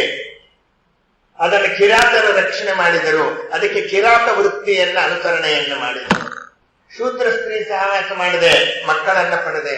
ಜೀವನಕ್ಕೆ ಉಪಾಯಕ್ಕೆ ಬೇರೆ ಮಾರ್ಗ ಇಲ್ಲದೆ ಜನರನ್ನ ದರೋಡೆ ಮಾಡಿ ಜೀವಿಸ್ತಾನೆ. ನೋಡಿ, ಮುಂದಾಗದಲ್ಲ ಈಗಲೇ ಹೇಳಿದ್ರಂತ. 7 ಜನ ಋಷಿಗಳು, 7 ಋಷಿಗಳು ದಾರಿಯಲ್ಲಿ ಬಂದ್ರು. ಅಯ್ಯ, ಹೆಂಡತಿ ಮಕ್ಕಳನ್ನ ಸಾಕೋದಕ್ಕೆ ನೀನು ದರೋಡೆ ಎಲ್ಲ ಮಾಡ್ತಾ ಇದ್ದೀಯಲ್ಲಯ್ಯ, ನಿನ್ನ ಪಾಪ ಯಾರು ತಗೋತಾರೆ ಅಂದ್ರು. ಯಾರು ಸಹ ಪಾಪಕ್ಕೆ ಪಶ್ಚಾತ್ತಾಪ ಆಗತ್ತೆ, ಕಿರಾತನಿಗೆ ಯಾರು ತಗೊಳ್ಳಲ್ಲ ಅಂತಂದಾಗ ಆಗ 7 ಋಷಿಗಳಿಗೆ ಶರಣಾಗತನಾಗ್ತಾನೆ. 7 ಋಷಿಗಳು ರಾಮನಾಮವನ್ನು ಉಪದೇಶವನ್ನು ಮಾಡಿದರು ಎಂಬತಕ್ಕಂಥ ವಿಚಾರವನ್ನ ತಾವು ಹೇಳ್ತಕ್ಕಂಥವರಾಗುತ್ತಾರೆ. ಆಗ 7 ಋಷಿಗಳು ಮರ ಅಂತಲೇ ಹೇಳ್ತಾ ಇರು. ಹಾಗೆ ಹೇಳುವಾಗ ಹಿಂದೆ ಮುಂದಾಗಿ ರಾಮ ಅಂತ ಆಗುತ್ತೆ. ರಾಮನಾಮ ಜಪಿಸುತ್ತಿದ್ದಂತ ಇವನ ಮೇಲೆ ಹುತ್ತ ಬೆಳೆಯುತ್ತೆ. 1000 ವರ್ಷಗಳ ನಂತರ 7 ಋಷಿಗಳು ಮತ್ತೆ ಬರ್ತಾರೆ. ತಪಸ್ಸಿನ ಸಿದ್ಧಿಯನ್ನು ಪಡೆದಿದ್ದೀಯಾ, ಹುತ್ತದಿಂದ ಹೊರಗೆ ಬಾ ಅಂತಾರೆ. ಹುತ್ತದಿಂದ ಹೊರಗೆ ಬಂದೆ, ಇದು ನಿನ್ನ ಮುಂದಿನ ಜನ್ಮದ ವೃತ್ತ ಅಂತ ಅಂದ್ರು. ಅಂದ್ರೆ ವೃತ್ತ ಸ್ವಪ್ನದಲ್ಲಿ ಒಬ್ಬ ಪುರುಷ ಬಂದಂಗಾಗತ್ತೆ, ಇನ್ನೊಬ್ಬ ಪುರುಷ ಬರಬಹುದು. ಭಾಗವತದಲ್ಲಿ ನಿಮಗೆ ಬರ್ತದೆ, ಅಶ್ವತ್ಥಾಮಾಚಾರ್ಯರ ತಲೆಯಲ್ಲಿ ಇರ್ತಕ್ಕಂಥ ಮಣಿಯನ್ನ ಅರ್ಜುನ ಕತ್ತರಿಸಿಕೊಂಡು ಬಂದ ಅಂತ ಸ್ವಪ್ನ ಬಿತ್ತು. ಆದ್ರೆ ವಾಸ್ತವವಾಗಿ ಕರ್ಕೊಂಡು ಬಂದದ್ದು ಭೀಮಸೇನ ಅನ್ನೋದು ಭಾರತದಲ್ಲಿದೆ ಅಂತ ಹೇಳ್ತಾರೆ. ಸ್ವಪ್ನವೇ, ಸ್ವಲ್ಪ ಪುರುಷ ವ್ಯತ್ಯಾಸ ಆಗಬಹುದು. ಆ ರೀತಿಯಲ್ಲಿ 7 ಋಷಿಗಳ ಉಪದೇಶ ಮಾಡಿದ್ರು ಅಂತ ಸ್ವಪ್ನ, ಆದ್ರೆ ಉಪದೇಶ ಮಾಡಿದ್ದು ನಾರದರು ಎಂಬುದಾಗಿ ತಾವು ಹೇಳ್ತಾ ಇದ್ದಾರೆ. ಅವನೇ ವಾಲ್ಮೀಕದಿಂದ ಬರ್ತಕ್ಕಂಥವನು. ತಮಸಾ ನದಿ ತೀರ ವಾಲ್ಮೀಕಿ ಋಷಿಗಳ ಆಶ್ರಮ. ಶಿಷ್ಯರನ್ನ ಕರ್ಕೊಂಡು ಬೆಳಗಿನ ಜಾವ ಸ್ನಾನ ಮಾಡೋಕ್ಕೆ ನದಿಗೆ ಬರ್ತಾರೆ. ಮರದ ಮೇಲೆ 2 ಕ್ರೌಂಚ ಪಕ್ಷಿಗಳು ಕೂತ್ಕೊಂಡಿದೆ. ಒಬ್ಬ ಬೇಟೆಗಾರ ಹೆಣ್ಣು ಪಕ್ಷಿಯನ್ನು ಹೊಡೆದು ಬಿಟ್ಟ. ಗಂಡು ಪಕ್ಷಿ ದುಃಖ ಪಡ್ತಾ ಇತ್ತು. ಇದನ್ನು ನೋಡಿದ ವಾಲ್ಮೀಕಿ ಋಷಿಗಳು ಶೋಕದಿಂದ, ಅಲ್ಲೇ ಬೇಡ, ಉತ್ತಮ ಗತಿಯಿಂದ ಆಗೋದೇ ಬೇಡ ಅಂದ್ರು. ಬೇಡ, ತನ್ನ ವೃತ್ತಿ ಎತ್ತು ಪಕ್ಷಿಯನ್ನು ಹೊಡೆದ. ನಾನೇ ಅವನಿಗೆ ಶಾಪವನ್ನು ಕೊಟ್ಟೆ ಆಲೋಚನೆ ಮಾಡ್ತಾ ಇದ್ದಾರೆ. ಆಗ ಬ್ರಹ್ಮದೇವರು ಬರ್ತಾರೆ, ಚಿಂತೆ ಮಾಡಬೇಡ, ನಿನ್ನ ಶೋಕ ಶ್ಲೋಕವಾಗುತ್ತಪ್ಪ, ತಪಸ್ಸು ಮಾಡು. ತಪಸ್ವಾಧ್ಯಾಯ ದೇವತಮ್ಮ ಅಂತ ಬರುತ್ತಲ್ಲ, ಅದೇ ಶ್ಲೋಕ. ರಾಮಾಯಣದ ಕಥೆ ಎಲ್ಲ ನಿನಗೆ ಗೋಚರವಾಗತ್ತೆ ಎಂಬತಕ್ಕಂಥ ವಿಚಾರವನ್ನು ತಾವು ಹೇಳಿದರು. ರಾಮಾಯಣದ ಕಥೆ ಎಲ್ಲ ಗೋಚರವಾಯಿತು. ಭಗವಂತ ದೇವತೆಗಳ ಪ್ರಾರ್ಥನೆಯಂತೆ ದಶರಥ ಮಹಾರಾಜನ ಮಗನಾಗಿ ರಾಮ ಅಂತ ಅವತಾರ ಮಾಡ್ತಾನೆ. ತಂದೆ ತಾಯಿಗಳ ಮಾತನ್ನು ಕೇಳಕ್ಕೋಸ್ಕರ ಸೀತಾಲಕ್ಷ್ಮಣ ಸಮೇತರಾಗಿ ವನಕ್ಕೆ ತಾನು ಹೋಗುತ್ತಾನೆ. ರಾವಣಾಸುರನ ತಂಗಿಯಾದ ಶೂರ್ಪಣಕ್ಕೆ ಕಿವಿ ಮೂಗು ಕತ್ತರಿಸ್ತಾನೆ. ಕೋಪಗೊಂಡ ರಾವಣ ಸೀತೆಯನ್ನು ಅಪಹಾರ ಮಾಡ್ತಾನೆ. ಆಮೇಲೆ ಹನುಮನ ಭೇಟಿ, ಹನುಮಂತನ ಪರಾಕ್ರಮ, ಕಣ್ಣಿನ ನೋಟದಿಂದ ಸಮುದ್ರ ಅಲ್ಲೋಲ ಕಲ್ಲೋಲ ಮಾಡಿದ್ದು, ಮುಂದೆಲ್ಲ ಬರುತ್ತೆ, ಈ ಕಥೆ ಎಲ್ಲ ಬರುತ್ತೆ. ಆದ್ದರಿಂದ ಕೊನೆಯಲ್ಲಿ ಪಟ್ಟಾಭಿಷಿಕ್ತರಾಗ್ತಕ್ಕಂಥದ್ದಂತ ಬರುತ್ತೆ. ಈಗ ನಿಮಗೆ ಸಾಮಾನ್ಯವಾಗಿ ರಾಮಾಯಣದ ಕಥೆ ಇರೋದು 7 ಖಂಡಗಳಲ್ಲಿ ಬರುತ್ತೆ. ಬಾಲಖಂಡ, ಅಯೋಧ್ಯ ಕಾಂಡ, ಅರಣ್ಯಕಾಂಡ, ಕಿಷ್ಕಿಂಧಾಕಾಂಡ, ಸುಂದರಕಾಂಡ, ಅಲ್ಲಿಂದ ಯುದ್ಧಕಾಂಡ, ಅಲ್ಲಿಂದ ಉತ್ತರಕಾಂಡ. ಇದು ರಾಮದೇವರು 14 ವರ್ಷ ವನವಾಸ ಮಾಡಿದ್ದು. 14 ವರ್ಷ ವನವಾಸ ಮುಗಿಸಿಕೊಂಡು ಬಂದಾಗ ಅವನಿಗೆ 41 ವರ್ಷ. ಅಲ್ಲಿಗೆ 41 ವರ್ಷದ ರಾಮದೇವರ ಕಥೆ 7 ಖಂಡಗಳಲ್ಲಿ. ಆದರೆ ರಾಮದೇವರು ಪಟ್ಟಾಭಿಷಿಕ್ತರಾದ ಮೇಲೆ 11,000 ವರ್ಷಗಳ ಕಾಲ ರಾಜ್ಯಭಾರ ಮಾಡಿದ್ದಾರೆ. ಈ 11,000 ವರ್ಷಗಳ ಕಾಲ ರಾಜ್ಯಭಾರ ಮಾಡಿದ ಕಥೆ ಎಲ್ಲಿದೆ? ನಮಗೇನಾದ್ರು ವಾಲ್ಮೀಕಿ ಹೇಳಿದ್ದಾರಾ? ನನ್ನ ಉತ್ತರಕಾಂಡದಲ್ಲಿ ಸ್ವಲ್ಪ ಹೇಳಿದ್ದಾರೆ, ಲವಾಕುಶದ ಕಾಳಗ ಇತ್ಯಾದಿ ಹೇಳಿದ್ದಾರೆ. ಅದು ಎಲ್ಲಿ ಬರ್ತದೆ ಅಂದ್ರೆ ಆನಂದ ರಾಮಾಯಣದಲ್ಲಿ ತೋರಿಸ್ತಾರೆ. ಈ ಸಾಮಾನ್ಯವಾಗಿರ್ತಕ್ಕಂಥ ರಾಮಾಯಣ, ವಾಲ್ಮೀಕಿ ರಾಮಾಯಣ, ಮತ್ತೊಂದು ರಾಮಾಯಣದಲ್ಲಿ 7 ಖಂಡಗಳಿಗೆ ಮುಕ್ತಾಯ ಆಗುತ್ತೆ. ಇಲ್ಲಿ ಆ 7 ಖಂಡಗಳಿದೆ. 7 ಖಂಡಗಳಾದ ಮೇಲೆ ವಿವಾಹ ಕಾಂಡ. ರಾಮದೇವರಿಗೆ ಎಷ್ಟು ಮಕ್ಕಳು, ಲಕ್ಷ್ಮಣನಿಗೆ ಎಷ್ಟು ಮಕ್ಕಳು, ಅವರಿಗೆಲ್ಲ ವಿವಾಹ ಹೆಂಗಾಯ್ತು, ರಾಮದೇವರು ಏನು ತೀರ್ಥಯಾತ್ರೆ ಮಾಡಿದರು, ಅವರು ಎಷ್ಟು ಯಜ್ಞಯಾಗಾದಿಗಳು ಮಾಡಿದರು, ರಾಮದೇವರು ಅಶ್ವಮೇಧ ಯಾಗ ಮಾಡಿದ್ದಂಗೆ. ಅದೇ ಒಂದು ದೊಡ್ಡ ಸಬ್ಜೆಕ್ಟ್, ಅಶ್ವಮೇಧ ಯಾಗದ ಸಬ್ಜೆಕ್ಟ್. ಆದ್ರಿಂದ ಅಶ್ವಮೇಧ ಯಾಗ ಮಾಡಿದಾಗ ಯಾವ್ಯಾವ ರಾಜರನ್ನು ನೋಡಿದ್ರು, ಯಾವ್ಯಾವ ರಾಜರ ಕುದುರೆ ಕಟ್ಟಾಕಿದ್ರು, ಯಾರ್ಯಾರು ಇವ್ರ ಜೊತೆ ಹೋದ್ರು. ಹೀಗೆ 11,000 ವರ್ಷಗಳ ಕಾಲ ರಾಮದೇವರು ರಾಜ್ಯಭಾರವನ್ನ ಮಾಡಿದಂತ ಎಲ್ಲ ವಿಚಾರಗಳು ಎಲ್ಲಿ ಬರ್ತದೆ ಅಂದ್ರೆ ಆನಂದ ರಾಮಾಯಣದಲ್ಲಿ ಹೇಳ್ತಾರೆ. ಯದುವ್ಯಾಸರು ಎಂಬುದಾಗಿ ಹೇಳ್ತಾರೆ. ಅದನ್ನ ಆಚಾರ್ಯರು ತಾವು ತಿಳಿಸ್ತಕ್ಕಂಥವರಾಗ್ತಾರೆ. ಮೊಟ್ಟ ಮೊದಲಿಗೆ ಇದನ್ನು ಹೊರಗಡೆಗೆ ಪ್ರಚಾರಕ್ಕೆ ತಂದವರೇ ವಿದ್ಯಾಮಾನ್ಯ ತೀರ್ಥರು. ಅಲ್ಲಿ ತನಕ ಈ ರಾಮಾಯಣ ಹೊರಗಡೆಗೆ ಬಂದಿರಲಿಲ್ಲ. ಆ ವಿದ್ಯಾಮಾನ್ಯ ತೀರ್ಥ ಶ್ರೀಪಾದಂಗಳವರು ಆ ದೇವೇಂದ್ರ ತೀರ್ಥರಿಗೆ ಹೇಳಿದ್ರಂತೆ. ದೇವೇಂದ್ರ ತೀರ್ಥರು ಇನ್ನೂ ಪುಸ್ತಕ ಅಂತೂ ಪ್ರಿಂಟ್ ಆಗ್ಲಿಲ್ಲ. ಅದು ವಿಶ್ವನಂದನ ತೀರ್ಥರು ಕೆಲವು ಭಾಗಗಳನ್ನ ತಮ್ಮ ಬಾಲರಾಮಾಯಣ ಅಂತ ಪುಸ್ತಕದಲ್ಲಿ ಮಾಡಿದ್ದಾರೆ, ಕೆಲವು ಭಾಗ ತಗೊಂಡಿದ್ದಾರೆ. ಇನ್ನು ಕನ್ನಡದಲ್ಲಿ ಪೂರ್ತಿ ಬಂದಂಗಿಲ್ಲ, ನನಗಂತೂ ಸಿಕ್ಕಿಲ್ಲ. ಸಂಸ್ಕೃತದಲ್ಲಿ ಇರ್ತಕ್ಕಂಥ ಆನಂದ ರಾಮಾಯಣದ ಕಥಾ ಇದು. ಅವರು ದೇವೇಂದ್ರ ತೀರ್ಥರ ಹತ್ರ ಇತ್ತು ಅಂತ ಕೇಳಿದ್ದೇನೆ ನಾನು, ಮೈಸೂರಿನಲ್ಲೇ ಇದ್ದಿರೋರು. ಅದರಲ್ಲಿ ಈ ಕಥೆಗಳನ್ನೆಲ್ಲ ತಾವು ಹೇಳಿಕೊಂಡು ಬರ್ತಾರೆ. ರಘುವಂಶ, ರಾಮದೇವರ ಒಂದು ವಂಶವನ್ನ ನಾವು ಹೇಳಲೇಬೇಕಲ್ವಾ? ರಘುವಂಶ. ಭಗವಂತನ ನಾಭಿ ಕಮಲದಿಂದ ಹುಟ್ಟಿದವರು ಯಾರು? ಬ್ರಹ್ಮದೇವರು. ಬ್ರಹ್ಮದೇವರ ಮಾನಸ ಪುತ್ರ ಯಾರು? ಮರೀಚಿ ಋಷಿಗಳು. ಮರೀಚಿ ಋಷಿಗಳ ಮಕ್ಕಳು ಯಾರು? ಕಶ್ಯಪರು. ಹರಿವಂಶ ಹೇಳಿದಂಗೆ ಇವೆಲ್ಲ. ಕಶ್ಯಪರ ಮಗ ಯಾರು? ಸೂರ್ಯ. ಸೂರ್ಯನ ಮಗ ಯಾರು? ವೈವಸ್ವತಮನು. ವೈವಸ್ವತಮನು ಸೀನಿದಾಗ ಅವನ ಮೂಗಿನಿಂದ ಹುಟ್ಟಿದವನೇ ಇಕ್ಷ್ವಾಕು ರಾಜ. ಆತನ ವಂಶದಲ್ಲಿ ಬಂದವನೇ ಮಾಂಧಾತ, ಹರಿಶ್ಚಂದ್ರ, ಸಗರ, ಖಟ್ವಾಂಗ. ಖಟ್ವಾಂಗನ ಮಗ ರಘುರಾಜ. ರಘುವಿನ ಮಗ ಅಜ. ಅಜನ ಮಗ ದಶರಥ. ದಶರಥನ ಮಗ ರಾಮಚಂದ್ರ. ರಾವಣಾದಿಗಳ ಭಾರದಿಂದ ಭೂಭಾರ ಜಾಸ್ತಿ ಆಯಿತು. ಮುಂದೆ ರಾಮನ ವಂಶದಲ್ಲಿ ಕುಶ, ಅತಿಥಿ ಮೊದಲಾದವರು ಅನೇಕ ಜನ ಬರ್ತಾರೆ. 121 ರಾಜರು ರಘುವಂಶದಲ್ಲಿ ಬರ್ತಾರೆ. ರಾಮದೇವರು 61ನೇವರು. ಅಲ್ಲಿಗೆ ಇನ್ನೂ ರಾಮದೇವರ ಆದಮೇಲೆ 60 ಜನ ರಾಜರು ಬರ್ತಾರೆ ಆ ವಂಶದಲ್ಲಿ, ಸೂರ್ಯ ವಂಶದಲ್ಲಿ. ಆದ್ದರಿಂದ ಹಿಂದೆ 60 ಜನ ಇದ್ದಾರೆ, ಮುಂದೆ 60 ಜನ ಇದ್ದಾರೆ, ಮಧ್ಯದಲ್ಲಿ ಇವನಿದ್ದಾನೆ. ಅದಕ್ಕೋಸ್ಕರ ಏನ್ ಹೇಳಿದ್ರು? ತಿಲಕಪ್ರಾಯ, ರಘುಕುಲ ತಿಲಕ ಅಂತ ಹೇಳಿದರು ರಾಮನಿಗೆ. ಈಗ ರಾಮ ಬರೋದಕ್ಕೇನ್ ಕಾರಣ? ಹೀರೋ ಬರ್ಬೇಕಾದ್ರೆ ಮೊದಲು ವಿಲ್ಲನ್ ಬರ್ಬೇಕು ಅಲ್ಲೇನ? ಅವನ್ ಬರದ ಹೀರೋ ಯಾಕೆ ಬರ್ಬೇಕು? ಅದಕ್ಕೋಸ್ಕರವಾಗಿ ಬ್ರಹ್ಮದೇವರ ಹೊಕ್ಕಳಿನಿಂದ ಹುಟ್ಟಿದವರೇ ಪುಲಸ್ತ್ಯ ಋಷಿಗಳು. ಅವರು ತಪಸ್ ಮಾಡ್ತಾ ಕೂತಿದ್ರಂತೆ. ಅನೇಕ ಜನ ಅಪ್ಸರೆಯರು ಸಂಚಾರ ಮಾಡ್ತಾ ಇದ್ರು. ಆಗ ಇದರಿಂದ ತಪೋಭಂಗ ಆಗತ್ತೆ. ನೋಡಿದ್ರು, ಇಂದ್ರದೇವರು ಕಳಿಸ್ತಾರೆ ಅಪ್ಸರೆಯರನ್ನೆಲ್ಲ, ತಪಸ್ಭಂಗ ಮಾಡಿ. ಇನ್ನು ಮೇಲೆ ಯಾರಾದರೂ ಹೆಣ್ಣು ಮಕ್ಕಳು ನನ್ನನ್ನು ನೋಡಿದರೆ ಅವರು ಗರ್ಭಿಣಿಯರಾಗಲಿ ಅಂತ ಶಾಪ ಕೊಟ್ಟು. ಇದೆಲ್ಲ ಹಿಂಗೆ ಇರೋದು. ಆದ್ದರಿಂದ ನೀವು ಭಾಗವತದಲ್ಲಿ, ರಾಮಾಯಣದಲ್ಲಿ ಕೇಳ್ತೀರಿ 1 ಲಕ್ಷ ಮಕ್ಕಳು, 60,000 ಮಕ್ಕಳು ಅಂತ. ಅದೆಲ್ಲ ಮೈಥುನಾದಿ ಸಂಬಂಧದಿಂದ ಆಗಿರೋದಲ್ಲ, ಶುಕ್ಲ ಶೋಣಿತ ಸಂಬಂಧದಿಂದ ಆಗಿರೋದಲ್ಲ. ಕೃತಿಯುಗದಲ್ಲಿ ಇಚ್ಛಾ ಮಾತ್ರ ಪ್ರಭೋ ಸೃಷ್ಟಿ, ಇಚ್ಛಾ ಮಾತ್ರದಿಂದ ಎಂಬುದಾಗಿ ತಾವು ಹೇಳುತ್ತಾರೆ. ಆದ್ರಿಂದ ಇವರಲ್ಲಿ ನಾನು ಇಷ್ಟು ಜನ ಮಕ್ಕಳನ್ನು ಪಡಿಬೇಕು, ಇಬ್ಬರು ಪ್ರಾರ್ಥನೆ ಮಾಡಿದ್ರೆ ಮಕ್ಕಳಾಗ. ತ್ರೇತಾಯಂ ದೃಷ್ಟಿ ಮಾತ್ರೇಣ, ನೋಡೋದ್ರಿಂದ. ತ್ರೇತಾಯುಗ ಇದೆ, ಒಬ್ಬರು ನೋಡಿದ್ರೆ ಸಾಕು, ಯಾರು ಕಣ್ಣಿಗೆ ಬಿದ್ದರೂ ಅವ್ರು ಗರ್ಭಿಣಿ ಆಗಲಿ ಎಂದು.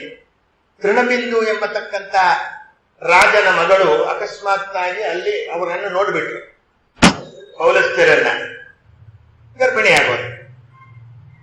ಸರಿ, ರಾಜ ಹೋದ, ಕಾಲಿಗೆ ಬಿದ್ದ ಸ್ವಾಮಿಗಳನ್ನ, ಇವ್ರಿಗೆ ಪೌಲಸ್ತ್ಯರಿಗೆ, ಸ್ವಾಮಿ ನನ್ನ ಮಗಳು ಅರಿಯದೆ ನಿಮ್ಮನ್ನು ನೋಡ್ಬಿಟ್ರು, ದಯಮಾಡಿ ಅವಳನ್ನ ಪತ್ನಿಯನ್ನಾಗಿ ಸ್ವೀಕಾರ ಮಾಡಿಬಿಟ್ರು ಅಂತ ಕೇಳಿದ್ರು. ಸರಿ, ಅವಳನ್ನ ಪತ್ನಿಯನ್ನಾಗಿ ಸ್ವೀಕಾರ ಮಾಡಿದ್ರು ಪೌಲಸ್ತ್ಯರು. ಅವಳಲ್ಲಿ ಹುಟ್ಟಿದವರೇ ವಿಶ್ರವಸು ಎಂಬತಕ್ಕಂಥವ್ರು. ಆ ವಿಶ್ರವಸು ಋಷಿಗಳಿಗೆ ಮದುವೆ ಆಯಿತು. ಇಡಬಿಲ ಅಂತ ಅವಳ ಹೆಸರು, ಹೆಂಡತಿ ಹೆಸರು. ಆಕೆಯ ಮಗ ಕುಬೇರ. ಬ್ರಹ್ಮದೇವರು ಕುಬೇರನಿಗೆ ಪುಷ್ಪಕ ವಿಮಾನವನ್ನು ಕೊಟ್ಟರು, ಲಂಕಾಪಟ್ಟಣದ ಅಧಿಪತ್ಯವನ್ನ ಕೊಟ್ಟರು. ಕುಬೇರ ಅವನನ್ನ ಕಂಡ ಸುಮಾಲಿ ಎಂಬತಕ್ಕಂಥ ದೈತ್ಯ ಕುಬೇರನಿಗೆ ಸದೃಶವಾದ ಮಗ ಹುಟ್ಲಿ ಅಂತ ಹೇಳಿ ತನ್ನ ಮಗಳಾಗಿರ್ತಕ್ಕಂಥ ಕೈಕಸ ಎಂಬತಕ್ಕಂಥವಳನ್ನು ವಿಶ್ರವ ಋಷಿಗಳ ಬಳಿಗೆ ಕಳಿಸ್ತಾನೆ. ಈ ಸಂಧ್ಯಾ ಕಾಲದಲ್ಲಿ ವಿಶ್ರವಸನನ್ನು ಬಯಸ್ತಾಳೆ.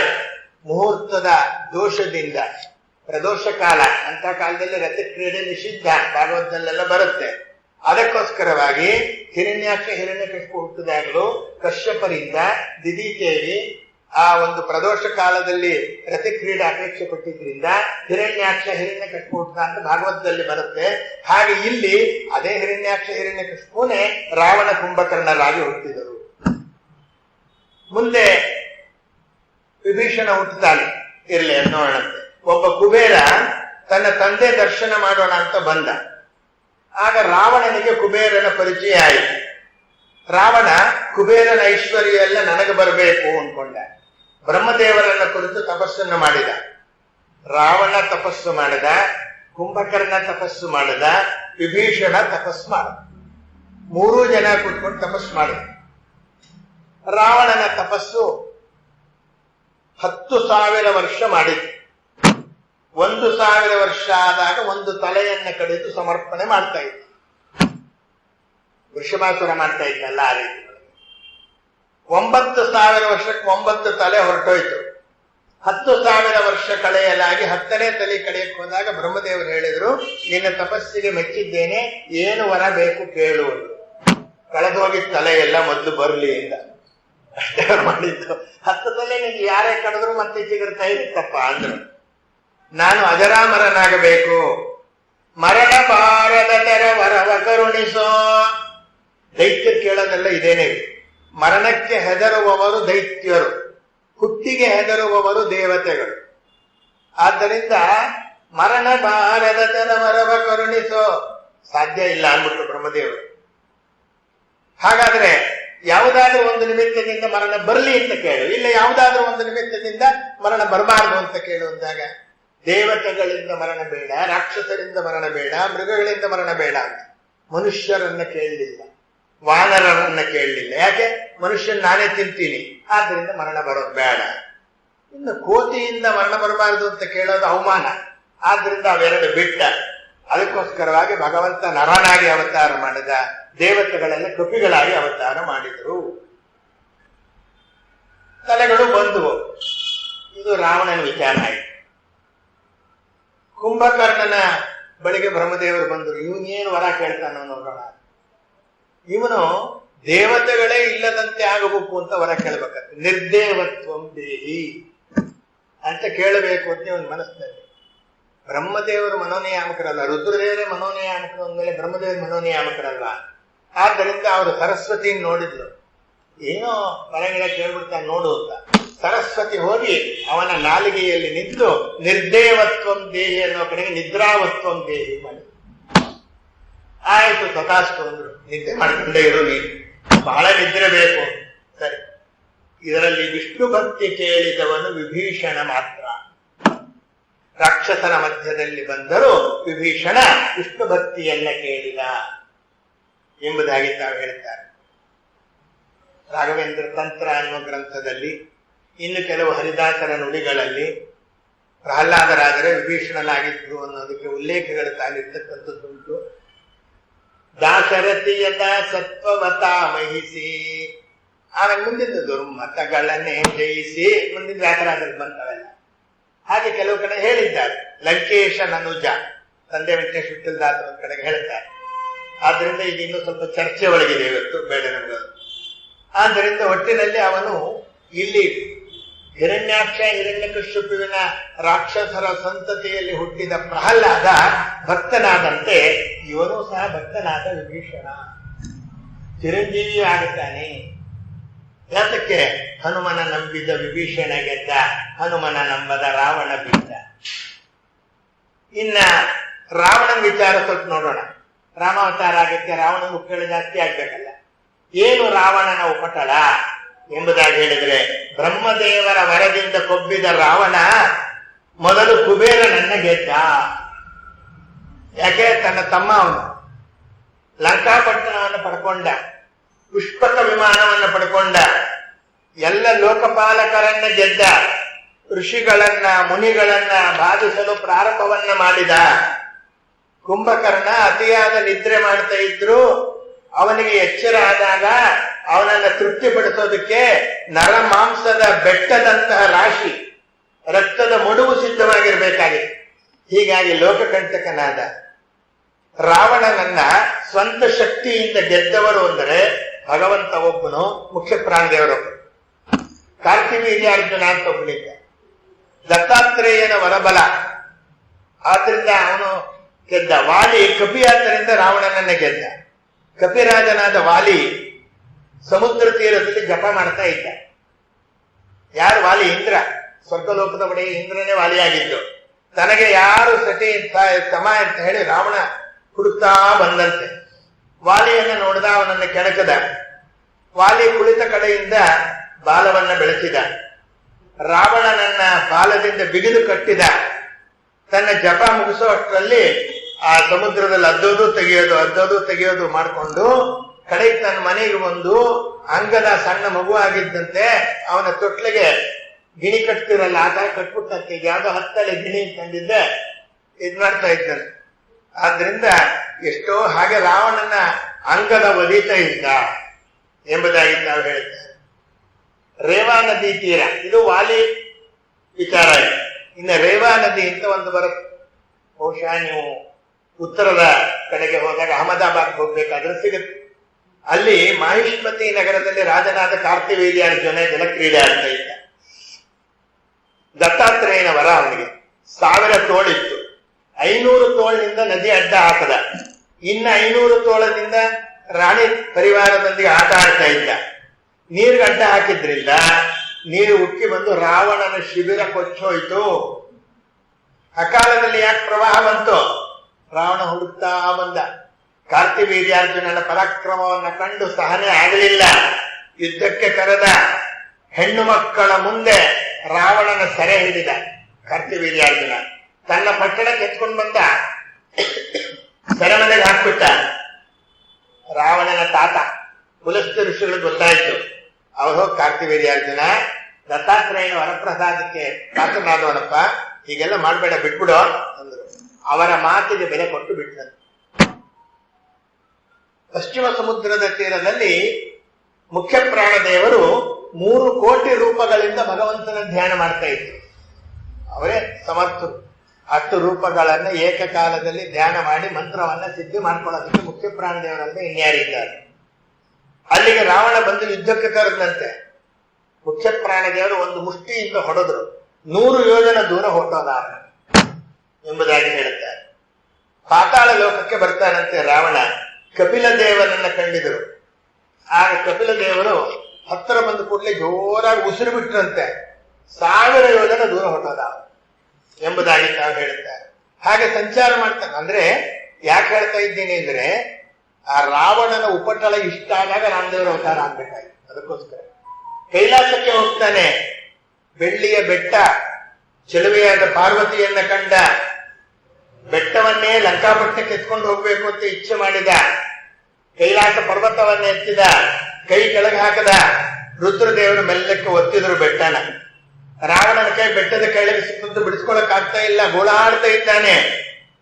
ನಮ್ಮ ಮನುಷ್ಯ ಮಾಡೋದ್ ಪ್ರಕಾರ ತಗೊಂಡ್ರೆ 1000 ವರ್ಷ ಆಗತ್ತೆ. ಎಲ್ಲರನ್ನು ಗೋಳಾಡ್ತಾ ಇದ್ದೆ, ಈಗ ನೀನು ಗೋಳಾಡು ಅಂದ್ರು. ಅದಕ್ಕೆ ರಾವಣ ಅಂತ ಹೆಸರಾಯ್ತು. ಕಡೆಗೆ ರುದ್ರದೇವರಿಗೆ ಶರಣಾಗತನಾದ. ಆಗ ರುದ್ರದೇವರ ಕೃಪೆಯಿಂದ ಬಿಟ್ಟು ಕಳಿಸ್ತಾರೆ. ಬ್ರಹ್ಮದೇವರ ವರವಿದ್ದ ಕಾರಣ ರುದ್ರದೇವರು ಗೆದ್ದರು. ರುದ್ರದೇವರು ವಿಷ್ಣುವನ್ನ ಪ್ರಾರ್ಥನೆ ಮಾಡಿ ಯಾರು ಯಾರಿಂದಲೂ ಸೋಲಬಾರದು ಅಂತ ವರ ಪಡೀತಾರೆ, ಅವರು ನನ್ನಿಂದ ಸೋಲಬೇಕು ಅಂತ ವರ ಪಡೆದಿದ್ರು. ಹೀಗೆ ವಿಷ್ಣುವಿನ ವರಬಲದಿಂದ ರುದ್ರದೇವರು ರಾವಣನನ್ನ ಗೆದ್ರು ಅಂದ್ರು. ರಾವಣ ಕೈಲಾಸದಿಂದ ಬರ್ತಾ ಇದ್ದಾನೆ. ನಂದಿ ಇದ್ದ ಅಲ್ಲಿ. ಆ ನಂದಿನ ಕೊಟ್ಟು ಸುಮ್ಮನೆ ಬರಬಾರ್ದಾ? ಕೋತಿ ಮೂತಿ ಬಸವಣ್ಣ ಅಂದ್ರು ನಂದಿನ್ ನೋಡಿ. ಆ ನಂದಿ ಶಾಪ ಕೊಟ್ಬಿಟ್ಟಂತೆ, ನನಗ್ ಕೋತಿ ಮೂತಿ ಅಂತೀಯ, ಕೋತಿಗಳಿಂದ ನಿನ್ ರಾಜ್ಯ ನಾಶ ಆಗ್ಲಿ, ಹೋಗು. ನೋಡ್ರಿ ಎಷ್ಟು ಜನದಿಂದ ಶಾಪ ತಗೋತಾನ್ರಿ ನಾವು. ರಾವಣ ದಾರಿ ಉದ್ದಕ್ಕೂ ನಾರದರನ್ನ ಕೇಳಿದ, ಸ್ವಾಮಿ ನನಗೆ ಯುದ್ಧದಲ್ಲಿ ಸಮ ಯಾರಿದ್ದಾರೆ? ಸುತಳ ಲೋಕದಲ್ಲಿ ಬಲಿಚಕ್ರವರ್ತಿ ಇದ್ದಾನೆ. ಆ ಬಲಿಚಕ್ರವರ್ತಿಯ ಮನೆಯ ದ್ವಾರದಲ್ಲಿ ಉಪೇಂದ್ರ ಇದ್ದಾನೆ, ವಾಮನ. ಅವನ ಜೊತೆ ಯುದ್ಧ ಮಾಡಿ ಹೋಗು ಅಂದ್ರು. ರಾವಣ ಬಲಿಚಕ್ರವರ್ತಿ ರಾಜ್ಯಕ್ಕೆ ಬರ್ತಾನೆ. ಕೃತಯುಗದ ದೊಡ್ಡ ಆಕಾರ ಇದ್ದ ಬಲಿಚಕ್ರವರ್ತಿ ಮಗುವನ್ನ ಕೂಡಿಸ್ಕೊಳ್ಳುವಂತೆ ರಾವಣನನ್ನ ಕೂಡಿಸ್ಕೊಂಡ್ರಂತೆ. ತಮ್ಮ ತಾತನಾದ ಪ್ರಹ್ಲಾದರಾಜರ ಕಿವಿಯ ಕಡುಕನ್ನ ಮೇಲಕ್ಕೆ ಎತ್ತುವಂತೆ ಹೇಳಿದ್ರು. ಕಿವಿ ಹಾಕೊಂಡಿದ್ರು ಕಡುಕು ಪ್ರಹ್ಲಾದರಾಜರ ಮಗ ವಿರೋಚನ, ಅವರ ಮಗ ಬಲಿಚಕ್ರವರ್ತಿ. ಆ ಕಡುಕು ಮೇಲೆತ್ತಕ್ಕಾಗ್ಲಿಲ್ಲ ಅಂತ ಅವನು ವಾಮನನ ಮೇಲೆ ಯುದ್ಧ ಮಾಡಕ್ ಹೋದಂತೆ. ಒಂದು ಹೆಬ್ಬೆಟ್ಟಿನಿಂದ ಚಿಮ್ಮಿದರು ರಾವಣನನ್ನ.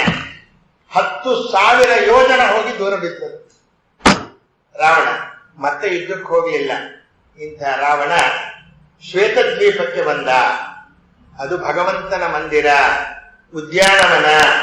ಭಗವಂತನ ಮಂದಿರದ ಹೆಣ್ಣು ಮಕ್ಕಳು ಆಟ ಆಡ್ತಾ ಇದ್ರು. ಅವರನ್ನು ಕೆಣಕೋದಕ್ಕೆ ಹೋದ ಅಮುಕ್ತ ದ್ವಾರ ಅಂತ. ಮುಕ್ತ ದ್ವಾರ ಅಲ್ಲ ಇದು. ಆಗ ಒಬ್ಬ ಹುಡುಗಿ ಆ ರಾವಣನನ್ನ, ನಾವೆಲ್ಲ ಚಿಕ್ಕ ಚಿಕ್ಕ ಹುಡುಗರಾಗಿದ್ದಾಗ ರೇಷ್ಮೆ ಅದು ಇದು ಹಿಡ್ಕೊಂಡು ಕಡ್ಡಿ ಪಕ್ಕದಲ್ಲಿ ಇಟ್ಕೊಂಡು ಓಡಾಡ್ತಾ ಇದ್ರು. ಹಾಗೆ ರಾವಣನ ಹಿಡಿದ್ಬಿಟ್ಲಂತೆ. 10 ತಲೆ ಹೂಡ ಅಂತ ಹೇಳಿ ಇನ್ನೊಬ್ಳಿಗೆ ಬಿಸಾಕೋದು, ಅವಳ ಸ್ನೇಹಿತೆಗೆ ಬಿಸಾಕೋದು, ಚೆಂಡಾಟ ಆಡ್ದಂಗೆ ಆಡ್ಬಿಟ್ರು. ಎಂತೆಂತ ಸಾಮರ್ಥ್ಯ ಇತ್ತು ನೋಡ್ರಿ ಎಂಬುದಾಗಿ ತಾವು ಹೇಳ್ತಾರೆ. ಇದು ಒಂದು ಕತೆ. ಇದು ರಾವಣ ಎಲ್ಲರಿಗೂ ಹೇಗೆ ಹಿಂಸೆ ಕೊಡ್ತಾ ಇದ್ದ ಅನ್ನೋದು ಇದು ಒಂದು ಕಡೆ ಇಟ್ಕೋಬೇಕು. ರಾಮಾವತಾರ ನಾವು ನೋಡ್ಬೇಕಾದ್ರೆ ಯಾಕೆ ಅವತಾರ ಆಯ್ತು? ಎಂಬುದಾಗಿ ಕೂತ್ಕಡೆಯಿಂದ ರಾವಣ ಕುಂಭಕರ್ಣ ಸಂಹಾರ ಮಾಡ್ಬೋದಾಗಿತ್ತಲ್ಲ. ಅಯ್ಯೋ ಪಾಪ, ಅವರೆಲ್ಲ ಏನ್ ಮಾಡಿದ್ರು ಅಂದ್ರೆ ಇಷ್ಟೆಲ್ಲ ಜನಕ್ಕೆ ತೊಂದರೆ ಕೊಟ್ಟಿದ್ರು. ಮಯಾಸುರ ಅಂತ ದೈತ್ಯ ಶಿಲ್ಪಿ, ಆತನ ಮಗಳೇ ಮಂಡೋದರಿ. ಮಗಳನ್ನ ಕರ್ಕೊಂಡು ಮಯಾಸುರ ಹೋಗ್ತಾ ಇದ್ದಾನೆ. ರಾವಣ ಅಡ್ಡ ಹಾಕ್ದ, ಇವಳು ಕೊಡು ನಂಗೆ ಅಂತ. ಇವನು ಯೋಚನೆ ಮಾಡ್ದ, ರಾವಣನ್ ಗೆಲ್ಲಕ್ಕಂತೂ ಆಗಲ್ಲ ನಂಗೆ, ಮಗಳ ಕೊಟ್ಟು ಮದುವೆ ಮಾಡ್ಬಿಟ್ಟ ಬಿಡು ಅಂತ ಹೇಳಿ ಮಗಳ ಕೊಟ್ಟು ಮದುವೆನೇ ಮಾಡ್ಬಿಟ್ಟ ಮಂಡೋದರಿ. ಪಾಪ ಪತಿವ್ರತೆ, ಒಂದು ಶಕ್ತಿ ಆಯುಧ ಅನ್ನೋದನ್ನ ಬಳುವಳಿಯಾಗಿ ತಾವು ಕೊಟ್ಟರು. ಆ ಮಂಡೋದರಿಯಲ್ಲಿ ಹುಟ್ಟಿದವರೇ ಮೇಘನಾದ ಮತ್ತೆ ಅಕ್ಷಯಕುಮಾರ. ಅಲ್ಯ ದ್ರೌಪದಿ ಸೀತಾ ತಾರ ಮಂಡೋದರಿ ತತಃ ಅಂತೇಳಿ ಅವಳನ್ನ ಪತಿವ್ರತಾ ಸ್ತ್ರೀಯರಲ್ಲಿ ಹೇಳುತ್ತೇವೆ. ಇದಾದ ಮೇಲೆ ಬೃಹಸ್ಪತ್ಯಾಚಾರ್ಯರ ಮಕ್ಕಳಾದ ಕುಶಧ್ವಜ ಅಂತ ಒಬ್ಬ ಋಷಿಗಳು ವೇದ ಪಾರಾಯಣ ಮಾಡ್ತಾ ಇದ್ರು. ಅವರ ಮುಖದಿಂದ ಒಬ್ಬರು ಹುಟ್ಟಿದ್ದು, ಅವಳೆ ವೇದವತಿ. ವಿಷ್ಣುವನ್ನೇ ಮದುವೆ ಮಾಡ್ಕೋಬೇಕು ಅಂತ ಹೇಳಿ ನಿರ್ಧಾರ ಮಾಡಿದ್ರು. ತಪಸ್ ಮಾಡ್ತಾ ಇದ್ರು. ದಂಭು ಎಂಬತಕ್ಕಂಥ ದೈತ್ಯ ನನಗ್ ಕೊಟ್ಟು ಮದುವೆ ಮಾಡ್ರಿಂದ ಕೊಡ್ಲಿಲ್ಲ. ಕೋಪದಿಂದ ಋಷಿಗಳನ್ನ ಸಂಹಾರ ಮಾಡಿದ, ಕುಶಧ್ವಜ ಅನ್ನೋ ಋಷಿಯನ್ನ. ಋಷಿ ಪತ್ನಿ ಸಹಗಮನ ಮಾಡಿದ್ದು. ವೇದವತಿ ವಿಷ್ಣುವನ್ನೇ ಮದುವೆ ಆಗ್ತೇನೆ ಅಂತ ಹಿಮಾಲಯದಲ್ಲಿ ತಪಸ್ಸು ಮಾಡ್ತಾ ಇದ್ದಾಳೆ. ಆಗ ರಾವಣ ಅಲ್ಲಿಗೆ ಬರ್ತಾನೆ. ಯಾವ್ಯಾವ ಹೆಣ್ಣು ಮಕ್ಕಳು ಚಂದ ಕಾಣ್ತಿರ್ತಾರೆ ಅವನ್ನೆಲ್ಲ ಎತ್ಕೊಂಡು ಹೋಗೋದು ಅವನ ಸ್ವಭಾವ. ಈ ವೇದವತಿಯನ್ನು ಸಹ ಪತ್ನಿ ಆಗಬೇಕು ಅಂತ ಆಹ್ವಾನ ಮಾಡ್ತಾನೆ. ತನ್ನ ಪರಾಕ್ರಮ, ತನ್ನ ಐಶ್ವರ್ಯ ಎಲ್ಲ ವರ್ಣನೆ ಮಾಡಿದ. ಆಕೆ ಒಪ್ಪಲಿಲ್ಲ, ಬಲಾತ್ಕಾರ ಮಾಡಿದ, ಜಡೆಯನ್ನು ಹಿಡಿದು ಎಳೆದ. ರಾವಣ ಮುಟ್ಟಿದಂತ ಜಡ ಇದು ಅಪವಿತ್ರ ಆಯಿತು ಅಂತ ಕೈನಲ್ಲೇ ಹಿಂಗ ಅಂದ್ಲು. ಆ ಭಾಗ ಹೋಗ್ಲಿ ಅಂತ ತಾನು ಅಗ್ನಿಗೆ ಹಾರ್ಬಿಟ್ಲು. ಅಷ್ಟೇ ಅಲ್ಲ, ಹಾರಕ್ಕೆ ಮುಂಚೆ ಹೇಳಿದ್ಲು, ಯಾವುದೇ ಅನ್ಯ ಸ್ತ್ರೀಯನ್ನು ನೀನು ಬಲಾತ್ಕಾರ ಮಾಡಿದರೆ ನಿನ್ನ ತಲೆ ಸಹಸ್ರ ಹೋಳಾಗಲಿ. ವೇದವತಿ ಇನ್ಯಾರು ಅಲ್ಲ, ಸಾಕ್ಷಾತ್ ಲಕ್ಷ್ಮೀದೇವಿ. ಶ್ರೀನಿವಾಸ ಕಲ್ಯಾಣದಲ್ಲಿ ಬರುತ್ತೆ. ಈ ವೇದವತಿನೇ ಪದ್ಮಾವತಿ ಆದ ರಮಾ ತಮಾಂ ಇಮಾಂ ಕನ್ಯಾಂ. ರಮಾದೇವಿಗೆ ಸಮಾನರಾಗಿರ್ತಕ್ಕಂಥ ಕನ್ಯಾ ಬೇರೆ ಯಾರಾದ್ರೂ ಇದ್ದಾರ? ರಮಾದೇವಿನೇ ಅಂತ. ಆದ್ದರಿಂದ ಸೀತಾದೇವಿಯನ್ನ ಕರ್ಕೊಂಡು ಬಂದು ಸೀತಾಕೃತಿ ಇಲ್ಲಿ ನೋಡೋಣ ವಿಚಾರ. ಆದ್ದರಿಂದ 1 ವರ್ಷಗಳ ಕಾಲ ಇಟ್ಕೊಂಡ್ರು ಅವ್ರು ಬಲಾತ್ಕಾರ ಮಾಡಿರ್ಲಿಲ್ಲ. ಯಾಕೆ? ಅವಳದ್ದೇ ಶಾಪ. ಯಾರ್ದಾದ್ರೂ ಸ್ತ್ರೀಯನ್ನು ಬಲಾತ್ಕಾರ ಮಾಡಿದ್ರೆ ನಿನ್ನ ತಲೆ ಸಹಸ್ರ ಹೋಳಾಗಲಿ ಅಂತ. ಮುಂದೆ ಜನಕ ಮಹಾರಾಜ ಯಜ್ಞಕ್ಕಾಗಿ ಭೂಮಿಯನ್ನು ಶೋಧನೆ ಮಾಡ್ತಾ ಇದ್ದಾಗ ಈ ವೇದವತಿಯೇ ಮಗುವಿನ ರೂಪದಲ್ಲಿ ಸಿಕ್ಕಿದವಳು, ಅವಳೇ ಸೀತಾ ಅನ್ನೋದು ಒಂದು ಕಥೆ. ಬೇರೆ ಬೇರೆ ಪುರಾಣಗಳಲ್ಲಿ ಬೇರೆ ಬೇರೆ ಕಥೆಗಳು, ಯಾವುದೂ ಸಹ ಸುಳ್ಳಲ್ಲ. ಎಲ್ಲರೂ ವೇದವ್ಯಾಸರೆ ಮಾಡಿರೋದು, ಕಲ್ಪಭೇದದಿಂದ ಸತ್ಯವಾಗಿರ್ತಕ್ಕಂಥದ್ದಾಗತ್ತೆ. ಹೀಗೆ ರಾವಣನ ಹಾವಳಿ ತಡೆಯಲಾಗಲಿಲ್ಲ ದೇವತೆಗಳಿಗೆ. ಬ್ರಹ್ಮದೇವರನ್ನ ಮೊರೆ ಹೋಗುತ್ತಾರೆ. ಆಗ ಬ್ರಹ್ಮದೇವರು ದೇವತೆಗಳನ್ನ ಕರೆದು ಕ್ಷೀರ ಸಮುದ್ರದ ಉತ್ತರ ತೀರಕ್ಕೆ ಬರ್ತಾರೆ. ಸ್ವಾಮಿ, ಭೂಭಾರ ಪರಿಹಾರ ಮಾಡಬೇಕು. ಎಲ್ಲ ದುಷ್ಟರ ಅವತಾರ ಮಾಡಿಬಿಟ್ಟಿದ್ದಾರೆ. ಅವರ ಉಪಟಳ ಜಾಸ್ತಿ ಆಗಿದೆ. ಸಜ್ಜನರು ಇದಕ್ಕೆ ಜಾಗ ಆಗುತ್ತಾ ಇಲ್ಲ ಅಂದಾಗ ಭಗವಂತ, ನಾನು ಅವತಾರ ಮಾಡ್ತೇನೆ, ನೀವು ಅವತಾರ ಮಾಡ್ರಿ ಅಂತ ಅಪ್ಪಣೆ ಮಾಡಿದ. ಆಗ ನೀನು ನರನಾಗಿ ಅವತಾರ ಮಾಡ್ತೀಯ, ನಾವು ನಿನ್ನ ಸಮ ಅಲ್ಲ, ಆದ್ದರಿಂದ ವಾನರರಾಗಿ ಅವತಾರ ಮಾಡ್ತೀವಿ ಸ್ವಾಮಿ ಎಂದು ದೇವತೆಗಳು. ಹಾಗೆ ಆಗಲಿ. ಆಗ ಕೆಲವರು ಮನುಷ್ಯ ರೂಪದಲ್ಲಿ ಬಂದರು, ಕೆಲವರು ಬೇರೆ ಬೇರೆ ಪ್ರಾಣಿಗಳ ರೂಪ, ಪಕ್ಷಿಗಳ ರೂಪ, ಜಾಂಬವಂತ ಕರಡಿ ರೂಪದಲ್ಲಿ ಬಂದ ಯಮ, ಇವೆಲ್ಲ ಹೇಳ್ತಾರೆ. ಇದು ಒಂದು ಭಾಗ ಇಟ್ಕೊಂಡು, ಅಂದ್ರೆ ರಾವಣನ ಉಪಟಳ, ಕ್ಷೀರ ಸಮುದ್ರ ತೀರಕ್ಕೆ ಹೋಗಿ ಬ್ರಹ್ಮಾದಿ ದೇವತೆಗಳ ಪ್ರಾರ್ಥನೆ, ಇದು ಒಂದು ಭಾಗ ಆಯಿತು. ದಶರಥ ಮಹಾರಾಜ ಯಾರು? ಶ್ರೀರಂಗ ಕ್ಷೇತ್ರದಲ್ಲಿ ಧರ್ಮದತ್ತ ಅಂತ ಒಬ್ಬ ಬ್ರಾಹ್ಮಣ ನಿತ್ಯ ಕಾವೇರಿ ಸ್ನಾನ ಮಾಡ್ತಾ ಇದ್ದ. ರಂಗನಾಥ ದೇವರ ಪೂಜೆಯನ್ನು ಮಾಡ್ತಾ ಇದ್ದ. ಕಾರ್ತೀಕ ಮಾಸದಲ್ಲಿ ರಂಗನಾಥ ದೇವರ ಪೂಜೆಗೆ ತುಳಸಿ, ಧಾತ್ರಿ ಎಲ್ಲ ಇಟ್ಕೊಂಡು ಶುದ್ಧೋದಕ ಇಟ್ಕೊಂಡು ಬರ್ತಾ ಇದ್ದಾನೆ. ಎದುರುಗಡೆ ಒಂದು ಪಿಶಾಚಿ ಬಂತು. ನೋಡ್ದ, ಕೈ ಬಿಟ್ಬಿಟ್ಟ. ಈ ಧಾತ್ರಿ ತುಳಸಿ ಕೆಳಗೆ ಬಿತ್ತು, ಕೈನಲ್ಲಿದ್ದ ಶುದ್ಧೋದಕ ಅದ್ರ ಮೇಲೆ ಬಿತ್ತು. ಆ ನೀರು ಆ ಪಿಶಾಚಿ ಸಿಡಿತು. ಕಾರ್ತೀಕ ಮಾಸ ಮಹಾತ್ಮೆ ಬರುತ್ತೆ ಈ ಕತೆ. ಹಾಗೆ ಯಾರು ಅಂದ, ನಾನು ಕಲಹ ಅಂತ. ನನ್ನ ಗಂಡ ಯಾವತ್ತೂ ನಾನು ಒಳ್ಳೇದು ಮಾಡಲಿಲ್ಲ. ನಾನು ಮೃಷ್ಟಾನ್ನ ತಿಂತಾ ಇದ್ದೆ, ಅವನಿಗೆ ತಂಗಳನ್ನ ಹಾಕ್ತಾ ಇದ್ದೆ. ಅವನು ಹೇಳಿದ ಮಾತು ಕೇಳ್ತಾ ಇರಲಿಲ್ಲ. ಆದ್ರಿಂದ ನನ್ನ ಗಂಡ ಎರಡನೇ ಮದುವೆ ಮಾಡ್ಕೊಂಡ. ನಾನು ಸಿಟ್ಟಿನಿಂದ ಆತ್ಮಹತ್ಯೆ ಮಾಡಿಕೊಂಡೆ. ಅದಕ್ಕೆ ಪಿಶಾಚಿಯಾದೆ. ಈಗ ಯಾವುದೋ ಒಂದು ಸೊಪ್ಪಿಡ್ಕೊಂಡೆ ನೋಡು, ಇದ್ರ ಮೇಲೆ ನೀರು ಬಿತ್ತು ನೋಡು, ಪಿಶಾಚಿ ಜನ್ಮ ಹೋಯ್ತು. ಆಗ ಧಾತ್ರಿ ಮತ್ತೆ ಮಾವು, ಈ ವೃಕ್ಷದ ನೀರು, ಅದಕ್ಕೆ ಧಾತ್ರಿ ಹವನ ಮಾಡ್ತೀವಿ ಕಾರ್ತಿಕ್ ಮಾಸದಲ್ಲಿ. ಈ ರಂಗನಾಥನ ಭಕ್ತನಾಗಿ ಪೂಜೆ ಮಾಡಿದ ಬ್ರಾಹ್ಮಣ ದಶರಥನಾಗಿ ಹುಟ್ಟಿದ ಅಂತ ಹೇಳ್ತಾರೆ. ಆ ಕಲಹ ಎಂಬತಕ್ಕಂತ ಹೆಂಡತಿ ಇದ್ಲಲ್ಲ, ಅವಳು ಕೈಕೆ ಆಗಿ ಹುಟ್ಟಿದ್ಲು. ಅದಕ್ಕೆ ಈಗಲೂ ದ್ವೇಷ ಮಾಡ್ತಾ ಇದ್ಲು. ರಘುಕುಲದಲ್ಲಿ ಬಂದ ದಶರಥ ಮಹಾರಾಜರಿಗೆ ಕೋಸಲ ದೇಶದ ರಾಜಕುಮಾರಿ ಕೌಸಲ್ಯೆಯನ್ನು ಕೊಟ್ಟು ವಿವಾಹ ಮಾಡಬೇಕು ಅಂತ ನಿಶ್ಚಯ. ವಸಿಷ್ಠರು ಮುಹೂರ್ತವನ್ನೇ ಇಟ್ಟರು. ರಾವಣನ ಆಸ್ಥಾನ, ಎಲ್ಲ ಮಂತ್ರಿಗಳು ಕೂತಿದ್ದಾರೆ, ನಟರು ಕೂತಿದ್ದಾರೆ, ಜ್ಯೋತಿಷ್ಯಕಾರ ಕೂತಿದ್ದಾರೆ. ಪುಣ್ಯಾಹಂ ಪುಣ್ಯಾಹಂ ಪುಣ್ಯಾಹಂ ಅಂದ ಈ ಜ್ಯೋತಿಷ್ಯಕಾರ. ರಾವಣ ಅಂದ, ಯಾಕಯ್ಯ ಪುಣ್ಯಾಹ ಅಂತ ಹೇಳ್ತಾ ಇದ್ದೀ, ಏನಾಯ್ತು ಅಂದ. ದಶರಥ ಕೌಸಲ್ಯ ಮದುವೆ ನಿಶ್ಚಯ ಆಯ್ತು ಅಂದಾಗ. ಅಯ್ಯೋ ಮಹಾರಾಯ, ಅದರಿಂದ ಏನಾಗುತ್ತೆ ಅಂದ್ರು. ಏನಿಲ್ಲ, ಮುಂದೆ ಆ ಕೌಸಲ್ಯ ದಶರಥರಲ್ಲಿ ರಾಮ ಅವತಾರ ಮಾಡ್ತಾನೆ, ಅವನೇ ನಿನ್ ಸಂಹಾರ ಮಾಡ್ತಾನೆ. ಅಯ್ಯೋ ಗ್ರಹಾಚಾರ್ಯ, ಹಾಗಾದ್ರೆ ಅವ್ರ ಮದುವೆನೇ ಆಗಬಾರ್ದು, ನಿಶ್ಚಯ ತಾನೇ ಆಗಿರೋದು ಅಂತ ಹೇಳಿ ಅವ್ರ ಮದುವೆ ತಪ್ಪಿಸ್ಬೇಕು ಅಂದ.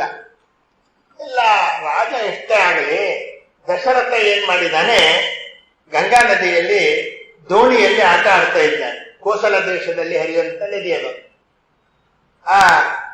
ತಾನು ಚಾರ್ಯರನ್ನ ಕಳಿಸ್ತಾ ದೋಣಿ ಒಡೆದಾಕ್ಬಿಡು ಅಂತ. ಸರಿಯೋ ನದಿ ಹತ್ತಿರದಲ್ಲೇ ಬರ್ತದೆ. ಅದನ್ನು ದೊಡ್ಡ ತುಂಬಾ ಪ್ರವಾಹ ಇರುತ್ತದೆ, ಕೊಚ್ಚಿಕೊಂಡು ಹೋದ ಅಂತ ಭಾವಿಸಿದ. ಕೌಸಲ್ಯನ್ನು ಅಪಹಾರ ಮಾಡಿದ. 5-6-7 ವರ್ಷದ ಹುಡುಗಿ ಅವಳು ಇನ್ನೂ. ಆಗ ಒಂದು ಪೆಟ್ಟಿಗೆಯಲ್ಲಿ ಹಾಕದ, ರಕ್ಷಣೆ ಮಾಡು ಅಂದ. ಒಂದು ತಿಮಿಂಗಲದ ಕೈಗೆ ಕೊಟ್ಟ. ಎದುರುಗಡೆ ಮತ್ತೊಂದು ತಿಮಿಂಗಲ ಬರ್ತಾ ಇತ್ತು. ಅದರ ಜೊತೆ ಯುದ್ಧ ಮಾಡಬೇಕು ಅಂತ ಪಕ್ಕದಲ್ಲಿ ಇರ್ತದೆ ಯಾವ್ದೋ ಆ ಪೆಟ್ಟಿಗೆನ. ಇವರು ಹಾಗೂ ಹೀಗೂ ಮಾಡಿ ಈಜ್ಕೊಂಡು ದಶರಥ ಸುಮಂತ್ರ ಇಬ್ಬರು ಒಂದು ಮರದ ದಿಮ್ಮಿ ಹಿಡ್ಕೊಂಡ್ರು. ಆ ದಿಮ್ಮಿ ಹಿಡ್ಕೊಂಡು ತೇಲ್ತಾ ಬರ್ತಾರೆ. ಸರಿಯೋ ನದಿ ದಾಟಿಕೊಂಡು ಗಂಗಾ ನದಿಗೆ ಬಂದು ಸೇರ್ತಾರೆ. ಆ ಗಂಗಾ ನದಿಯನ್ನು ದಾಟಿಕೊಂಡು ಸಮುದ್ರ ತೀರಕ್ಕೆ ಬಂದು ಸೇರ್ತಾರೆ. ಗಾಳಿಗೆ ಹೊಡ್ಕೊಂಡು ಬಂದು ಒಂದು ದ್ವೀಪಕ್ಕೆ ಬರ್ತಾರೆ. ಆ ದ್ವೀಪಕ್ಕೆ ಬಂದಾಗ ಅಲ್ಲಿ ಹಸಿವೆ ಆಗೋಗಿದೆ. ಏನಾದ್ರೂ ಹುಡ್ಕೋಣ ಅಂತ ಹೋಗ್ತಾರೆ. ಒಂದು ಪೆಟ್ಟಿಗೆ ಕಾಣ್ತಾ ಇತ್ತು, ಆ ತಿಮಿಂಗಲ ತಂದಿರ್ತಂತ ಪೆಟ್ಟಿಗೆ. ಏನಿದೆ ಪೆಟ್ಟಿಗೆ ಅಂತ ಪೆಟ್ಟಿಗೆ ತೆಗೆದ್ರು. ಅವ್ಳು ಕೈ ಹಿಡ್ಕೊಂಡ್ರು ಕೌಸಲ್ಯ. ನೋಡಿದ್ರು. ನೋಡಿದ ಕೂಡಲೇ ಇಲ್ಲಿ ಮತ್ತೆ ಪುಣ್ಯಾಹಂ ಪುಣ್ಯಾಹಂ ಪುಣ್ಯಾಹಂ ಅಂದಾಳು. ಏನು ದಶರಥ ಕೌಸಲ್ಯ ಮದುವೆ ಆಯಿತು ಅಂದಾಳು. ಎಲ್ಲಿ ಇದ್ರು ಅಂತ. ಹಿಂಗಾಯ್ತು, ಗಾಂಧರ್ವ ವಿವಾಹ ಮಾಡಿಕೊಂಡ್ರು ಎಂಬುದಾಗಿ ತಾವು ಹೇಳಿದ್ರು. ಹಾಗೆ ಈಗಲೇ ಅವರಿಬ್ಬರನ್ನ ಸಂಹಾರ ಮಾಡಿಬಿಡ್ತೀನಿ ಅಂತ ಹೊರಟಂತ ಕಾಲದಲ್ಲಿ ಬೇಡ, ಈಗ ನೀ ಸಂಹಾರ ಮಾಡ್ಬಿಟ್ರೆ ಈಗಲೇ ರಾಮಾವತಾರ ಆಗು, ಈಗಲೇ ನೀ ಸತ್ತೋಗ್ತಿ, ನೀನಿನ್ನು ಬದುಕಬೇಕು. ರುದ್ರದೇವರನ್ನ ಕುರಿತು ತಪಸ್ಸು ಮಾಡಿದ್ದಂತೆ ರಾವಣ.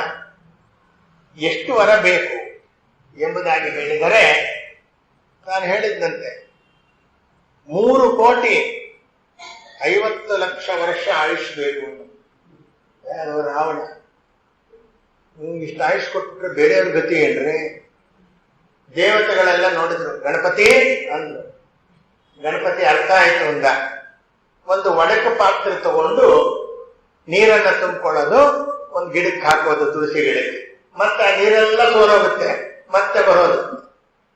ಅಲ್ಲಿಂದ ರಾವಣ ಬರ್ತಾ ಇದ್ದಂತೆ ಹೊರ ತಗೊಂಡು ನಕ್ಬಿಡ್ತಂತೆ. ಅಲ್ಲೋ ಆ ಒಡಕ್ ಪಾತ್ರೆ ಅಲ್ಲಿ ನೀರು ತುಂಬಿಕೊಂಡು ಇಲ್ಲಿ ತನಕ ಬಂದು ಗಿಡಕ್ಕೆ ಹಾಕ್ತೀಯಲ್ಲ, ತಲೆ ಇದೆಯಾ ನಿಂಗೆ ಅನ್ನಂತೆ. ನೀವು ಹೇಳಿದ್ದಂತೆ, ಅಲ್ಲ ಯಾರೋ 10 ತಲೆ ಇತ್ತಂತೆ. ರುದ್ರದೇವರು ಹೊರ ಕೇಳಿದ್ದಂತೆ 3,50,00,000 ವರ್ಷ ಆಯುಷ್ ಕೊಡು ಅಂತ. ಇನ್ನೊಂದು 50,00,000 ಕೇಳಿದ್ರೆ ಇವ್ರ ಅಪ್ಪನ ಮನೆ ಗಂಟೆ ಹೋಗ್ತಿತ್ತು ಅನ್ನಂತೆ. ಹೌದಲ್ವಾ ಅನ್ನಂತೆ. ಮತ್ತೆ ಹೋದಂತೆ ರುದ್ರದೇವರ ಹತ್ರ ಹೋಗಿ 50,00,000 ವರ್ಷ ಆಯುಷ್ ಕೊಡು ಅನ್ನಂತೆ. ತಥಾಸ್ತು ಅಂದ್ರೆ 3,50,00,000 ಹೊರಟೋಯ್ತು, 50,00,000 ಮಾತ್ರ ಉಳ್ಕೊಂತ ಸಾಕ್ ಎಂಬುದಾಗಿ ತಾವು ಹೇಳಿದ್ರು. ಆದ್ದರಿಂದ ಈ ರೀತಿಯಲ್ಲಿ ತಪ್ಪಿಸ್ತಾನೆ ಎಂಬುದಾಗಿ ತಾವು ಹೇಳಿದರು. ಆದ್ದರಿಂದ ಮುಂದೆ ದಶರಥ ಸುಮಿತ್ರಾ ಮತ್ತೆ ಕೈಕೆ ಅಂತ ಇಬ್ಬರನ್ನು ವಿವಾಹ ಮಾಡ್ಕೊತಾನೆ. ದಶರಥ ಮಹಾರಾಜನಿಗೆ ಶಾಂತ ಅಂತ ಒಬ್ಬ ಮಗಳು. ತನ್ನ ಸ್ನೇಹಿತನಾದ ರೋಮಪಾದ ರಾಜನಿಗೆ ಸಾಕು ಮಗಳನ್ನಾಗಿ ಕೊಟ್ಟಿದ್ದ. ರೋಮಪಾದನ ರಾಜ್ಯದಲ್ಲಿ ಕ್ಷಾಮ ಬಂತು, ಮಳೆ ಇಲ್ಲ, ಬೆಳೆ ಇಲ್ಲ, ಜನಗಳಿಗೆ ತುಂಬಾ ತೊಂದರೆ. ಏನ್ ಮಾಡ್ಬೇಕು ಅಂದ್ರು. ಋಷ್ಯಶೃಂಗ ಅಂತಿದ್ದಾರೆ, ಆ ಕುಮಾರನನ್ನ ಬರಮಾಡಿದ್ರೆ ಮಳೆ ಆಗುತ್ತೆ ಅಂದ್ರು. ಅವ್ರು ಯಾರು? ಒಂದಕ್ಕೊಂದು ಕಥೆ ಹೆಂಗ್ ಬರುತ್ತೆ. ವಿಭಾಂಡಕ ಅಂತ ಒಬ್ಬ ಋಷಿಗಳು ನದಿ ತೀರದಲ್ಲಿ ತಪಸ್ಸು ಮಾಡ್ತಾ ಇದ್ದಾರೆ. ಒಂದು ಹೆಣ್ಣು ಜಿಂಕೆ ನೀರು ಕುಡಿಯೋದಕ್ಕೆ ಬಂತು. ಒಂದು ಹುಲಿ ಗರ್ಜನೆ ಕೇಳ್ತು. ಜಿಂಕೆ ಹೆದರಿಕೊಂಡು ಹೋಯ್ತು. ಜಿಂಕೆಯ ಹೊಟ್ಟೆ ಒಳಗಿದ್ದಂತ ಮರಿ ಜಿಂಕೆ ಕೆಳಗೆ ಬಿತ್ತು. ಋಷಿಗಳ ದರ್ಶನದಿಂದ ಹುಟ್ಟಿದ ಮರಿ ಮನುಷ್ಯನಂತೆ ಇತ್ತು, ಕೋಡು ಮಾತ್ರ ಜಿಂಕೆ ತರ ಇತ್ತು. ಅದಕ್ಕೆ ಋಷ್ಯಶೃಂಗ ಅಂತ ಕರೆದ. 16 ವರ್ಷ ಕಳೆಯೋ ತನಕ ನಿನ್ನ ಮಗನಿಗೆ ಹೆಣ್ಣು ಕಣ್ಣಿಗೆ ಬೀಳದೆ ಇದ್ದರೆ ಇವನು ಚಿರಂಜೀವಿಯಾಗುತ್ತಾನೆ ಅಂತ ಅವನ ಸಾಮುದ್ರಿಕ ಲಕ್ಷಣದಿಂದ ತಿಳ್ಕೊಂಡ್ರು. ಅವನ ಮಗನಿಗೆ ಹೆಣ್ಣೇ ಕಾಣಬಾರದು, ಆ ರೀತಿ ಬೆಳೆಸಿದ್ರು. ಈಗ ಅವನನ್ನು ಕರ್ಕೊಂಡ್ಬರ್ಬೇಕು. ಹೆಂಗ್ ಕರ್ಕೊಂಡ್ಬರೋದು ಅಂದಾಗ ಈ ರೋಮಪಾದ ರಾಜ ತಾನು ಹೇಳ್ದ, ಒಂದು ಕೆಲಸ ಮಾಡ್ರಿ. ಕೆಲವರು ಹೆಣ್ಣು ಮಕ್ಕಳಿಗೆ ಹೇಳ್ದ, ಅಪ್ಸರ ಸ್ತ್ರೀಯರಿಗೆ, ನಿಮ್ಗೆ ಬೇಕಾದ ಬಹುಮಾನ ಕೊಡ್ತೀನಿ ಅವನ್ ಕರ್ಕೊಂಬಂದ್ರೆ. ನಾವ್ ಏನೇನ್ ಕೇಳ್ತೀವಿ ಅವೆಲ್ಲ ಕೊಡ್ಬೇಕು. ಆಯ್ತು, ಎಲ್ಲ ಕೊಡ್ತೀವಿ. ಏನೇನ್ ಏರ್ಪಾಟ್ ಮಾಡ್ಬೇಕು ಅವೆಲ್ಲ ಏರ್ಪಾಟ್ ಮಾಡು. ಕಾಡಿಗೆ ಬಂದಿದ್ದಾರೆ. ಇವನ ಚಲನ ವಲನ ಎಲ್ಲ ನೋಡ್ತಾ ಇದ್ದಾರೆ. ತಂದೆ ಇರಬಾರ್ದು, ವಿಭಾಂಡಕರು ಆ ಕಾಲ ನೋಡ್ಬೇಕು. ಅವರಿದ್ರೆ ಶಾಪ ಗೀಪ ಕೊಟ್ಬಿಟ್ರೆ ಏನ್ ಮಾಡೋದು, ಅದಕ್ಕೆ ಕಾಯ್ತಾ ಇದ್ದಾರೆ. ಒಂದ್ಸರ್ತಿ ವಿಭಾಂಡಕರೆಲ್ಲ ಯಜ್ಞಕ್ಕೆ ಹೋಗ್ಬೇಕು. ಮಗನಿಗೆ ಹೇಳ್ತಾರೆ, ಎಲ್ಲೂ ಹೊರಗಡೆ ಹೋಗ್ಬೇಡಪ್ಪ, ಯಾಕೆಂದ್ರೆ ಸುಂದರವಾದ ಪಿಶಾಚಿಗಳ ಸಂಚಾರ ಮಾಡ್ತಾ ಇರುತ್ತೆ, ಅವುಗಳ ಹತ್ರ ಹೋಗ್ಬಾರ್ದು ಅಂದ್ರು. ಸರಿ, ಯಾರಾದ್ರೂ ಮನೆಗೆ ಬಂದ್ರೆ ಅವ್ರ ಆತಿಥ್ಯ ಮಾಡೋ ಋಷಿಗಳು ಅಂತ ಹೇಳಿ ಆಗ್ಲಿ. ಅದನ್ನ ತಿಳ್ಕೊಂಡವರು ಅವ್ರು ಹೋಗೋ ತನಕ ಕಾಯ್ತಾ ಇದ್ರು. ಹೋದ ಮೇಲೆ ಅವರ ಆಶ್ರಮದ ಎದುರಿಗೆ ಸುಳಿದಾಡಕ್ಕೆ ಪ್ರಾರಂಭ ಮಾಡಿದ್ರು ಹೆಣ್ಣು ಮಕ್ಕಳು. ಇವ್ರು ನೋಡಿದ್ರು, ಎಷ್ಟು ರೂಪವಂತರಾಗಿದ್ದಾರೆ, ನಮಗೆಲ್ಲ ಗಡ್ಡ ಮೀಸೆ ಇದೆ, ಇವ್ರಿಗೆ ಯಾಕೆ ಗಡ್ಡ ಮೀಸೆ ಇಲ್ಲ? ಹೆಣ್ಣನ್ನೇ ನೋಡಿಲ್ಲ ಆತ. ನಾವು ಜಟೆ ಮೇಲ್ ಕಟ್ಟಿದ್ದೇವೆ, ಇವರು ಕೂದಲು ಕೆಳಗಡೆ ಬಿಟ್ಟಿದ್ದಾರೆ ಅಂತ ಹೇಳಿ ಇವ್ರ ಆಶ್ರಮದ ಹತ್ರನೇ ಬಂದ್ರು. ಯಾರೋ ಋಷಿಗಳು ಬಂದ್ರು ಅಂತೇಳಿ ಆಶ್ರಮಕ್ಕೆ ಬನ್ರಿ. ಋಷಿಶೃಂಗರ ಆಶ್ರಮಕ್ಕೆ ತಾವು ಕರ್ಕೊಂಡು ಹೋಗ್ತಾರೆ. ಹಂಗೆ ಮಾಡ್ತಾ ಅವರು ಬೇಕಾದ್ರೆ ಭಕ್ಷ್ಯ ಭೋಜ್ಯ ಎಲ್ಲ ತಂದಿದ್ರು. ನಾವು ಸೇವಿಸ್ತಕ್ಕಂಥ ಹಣ್ಣು ಹಂಪಲು ಅಂತ ಕೊಟ್ರು. ಅದನ್ನೆಲ್ಲ ತಿಂದ, ಬರೀ ಹಣ್ಣು ಹಂಪಲೆ ತಿಂದವ್ ಇವನು. ಅದರ ರುಚಿ ಈಗ ಗೊತ್ತಾಯ್ತು. ಅವರ ಸ್ಪರ್ಶ ಆಯ್ತು. ಬಾ ನಮ್ ಜೊತೆಗೆ ನಮ್ಮ ಆಶ್ರಮಕ್ಕೆ ಕರ್ಕೊಂಡು ಹೋಗ್ತೀವಿ ಅಂದ್ರು. ಸರಿ, ಋಷಿಗಳ ಆಶ್ರಮಕ್ಕೆ ಅಂತ ಹೋದ. ಅವ್ರು ಹಾಗೆ ಕರ್ಕೊಂಡು ಕೃತಕವಾಗಿ ಮಾಡಿದ್ದ ಆಶ್ರಮಗಳು ಅಲ್ಲಿಗೆ ಕರ್ಕೊಂಡು ಹೋಗ್ತಾರೆ. ಋಷಿಗಳಿಗೆಲ್ಲ ನಮಸ್ಕಾರ ಮಾಡ್ತಾ ಇದ್ನಲ್ಲ, ನಮ್ದೊಂದು ಪದ್ಧತಿ ಇದೆ, ನಾವು ನಮಸ್ಕಾರ ಮಾಡಲ್ಲ, ಆಲಿಂಗನ ಮಾಡ್ಕೊತೀವಿ ಅಂದ್ರು. ಆಲಿಂಗನ ಮಾಡ್ಕೊಂಡ್ರು. ಹೀಗೆ ನಾನಾ ರೀತಿಯಲ್ಲಿ ಕಾಮಚೇಷ್ಟೆಗಳನ್ನ ಮಾಡ್ತಾ ಇದ್ದಾರೆ. ನಮ್ಮ ಆಶ್ರಮದಲ್ಲಿ ಮಾಡುವಂತ ಸತ್ಕಾರ ಇದು ಅಂತೆಲ್ಲ ತೋರಿಸ್ತಾ ಇದ್ದಾರೆ. ಹೀಗೆ ಮಾಡ್ಕೊಂಡು ನಮ್ಮ ಆಶ್ರಮ ಬಹಳ ದೊಡ್ಡದಿದೆ ಬಾ ಅಂತ ಕರ್ಕೊಂಡು ಎಲ್ಲಿ ತನಕ ಬಂದ್ಬಿಟ್ರು? ರೋಮಪಾದನ ರಾಜ್ಯಕ್ಕೆ ಬಂದ್ರು. ಯಾವಾಗ ಋಷ್ಯಶೃಂಗ ಕಾಲಿಟ್ಟ ಮಳೆ ಶುರು ಆಯ್ತು. ಇವತ್ತು ಆ ಕಡೆಗೆಲ್ಲ ಮಳೆ ದೇವತೆ ಅಂತ ಋಷ್ಯಶೃಂಗರನ್ನು ಇಟ್ಟುಕೊಂಡು ಉತ್ತರದಲ್ಲಿ ಮೆರವಣಿಗೆ ಮಾಡ್ತಾರೆ.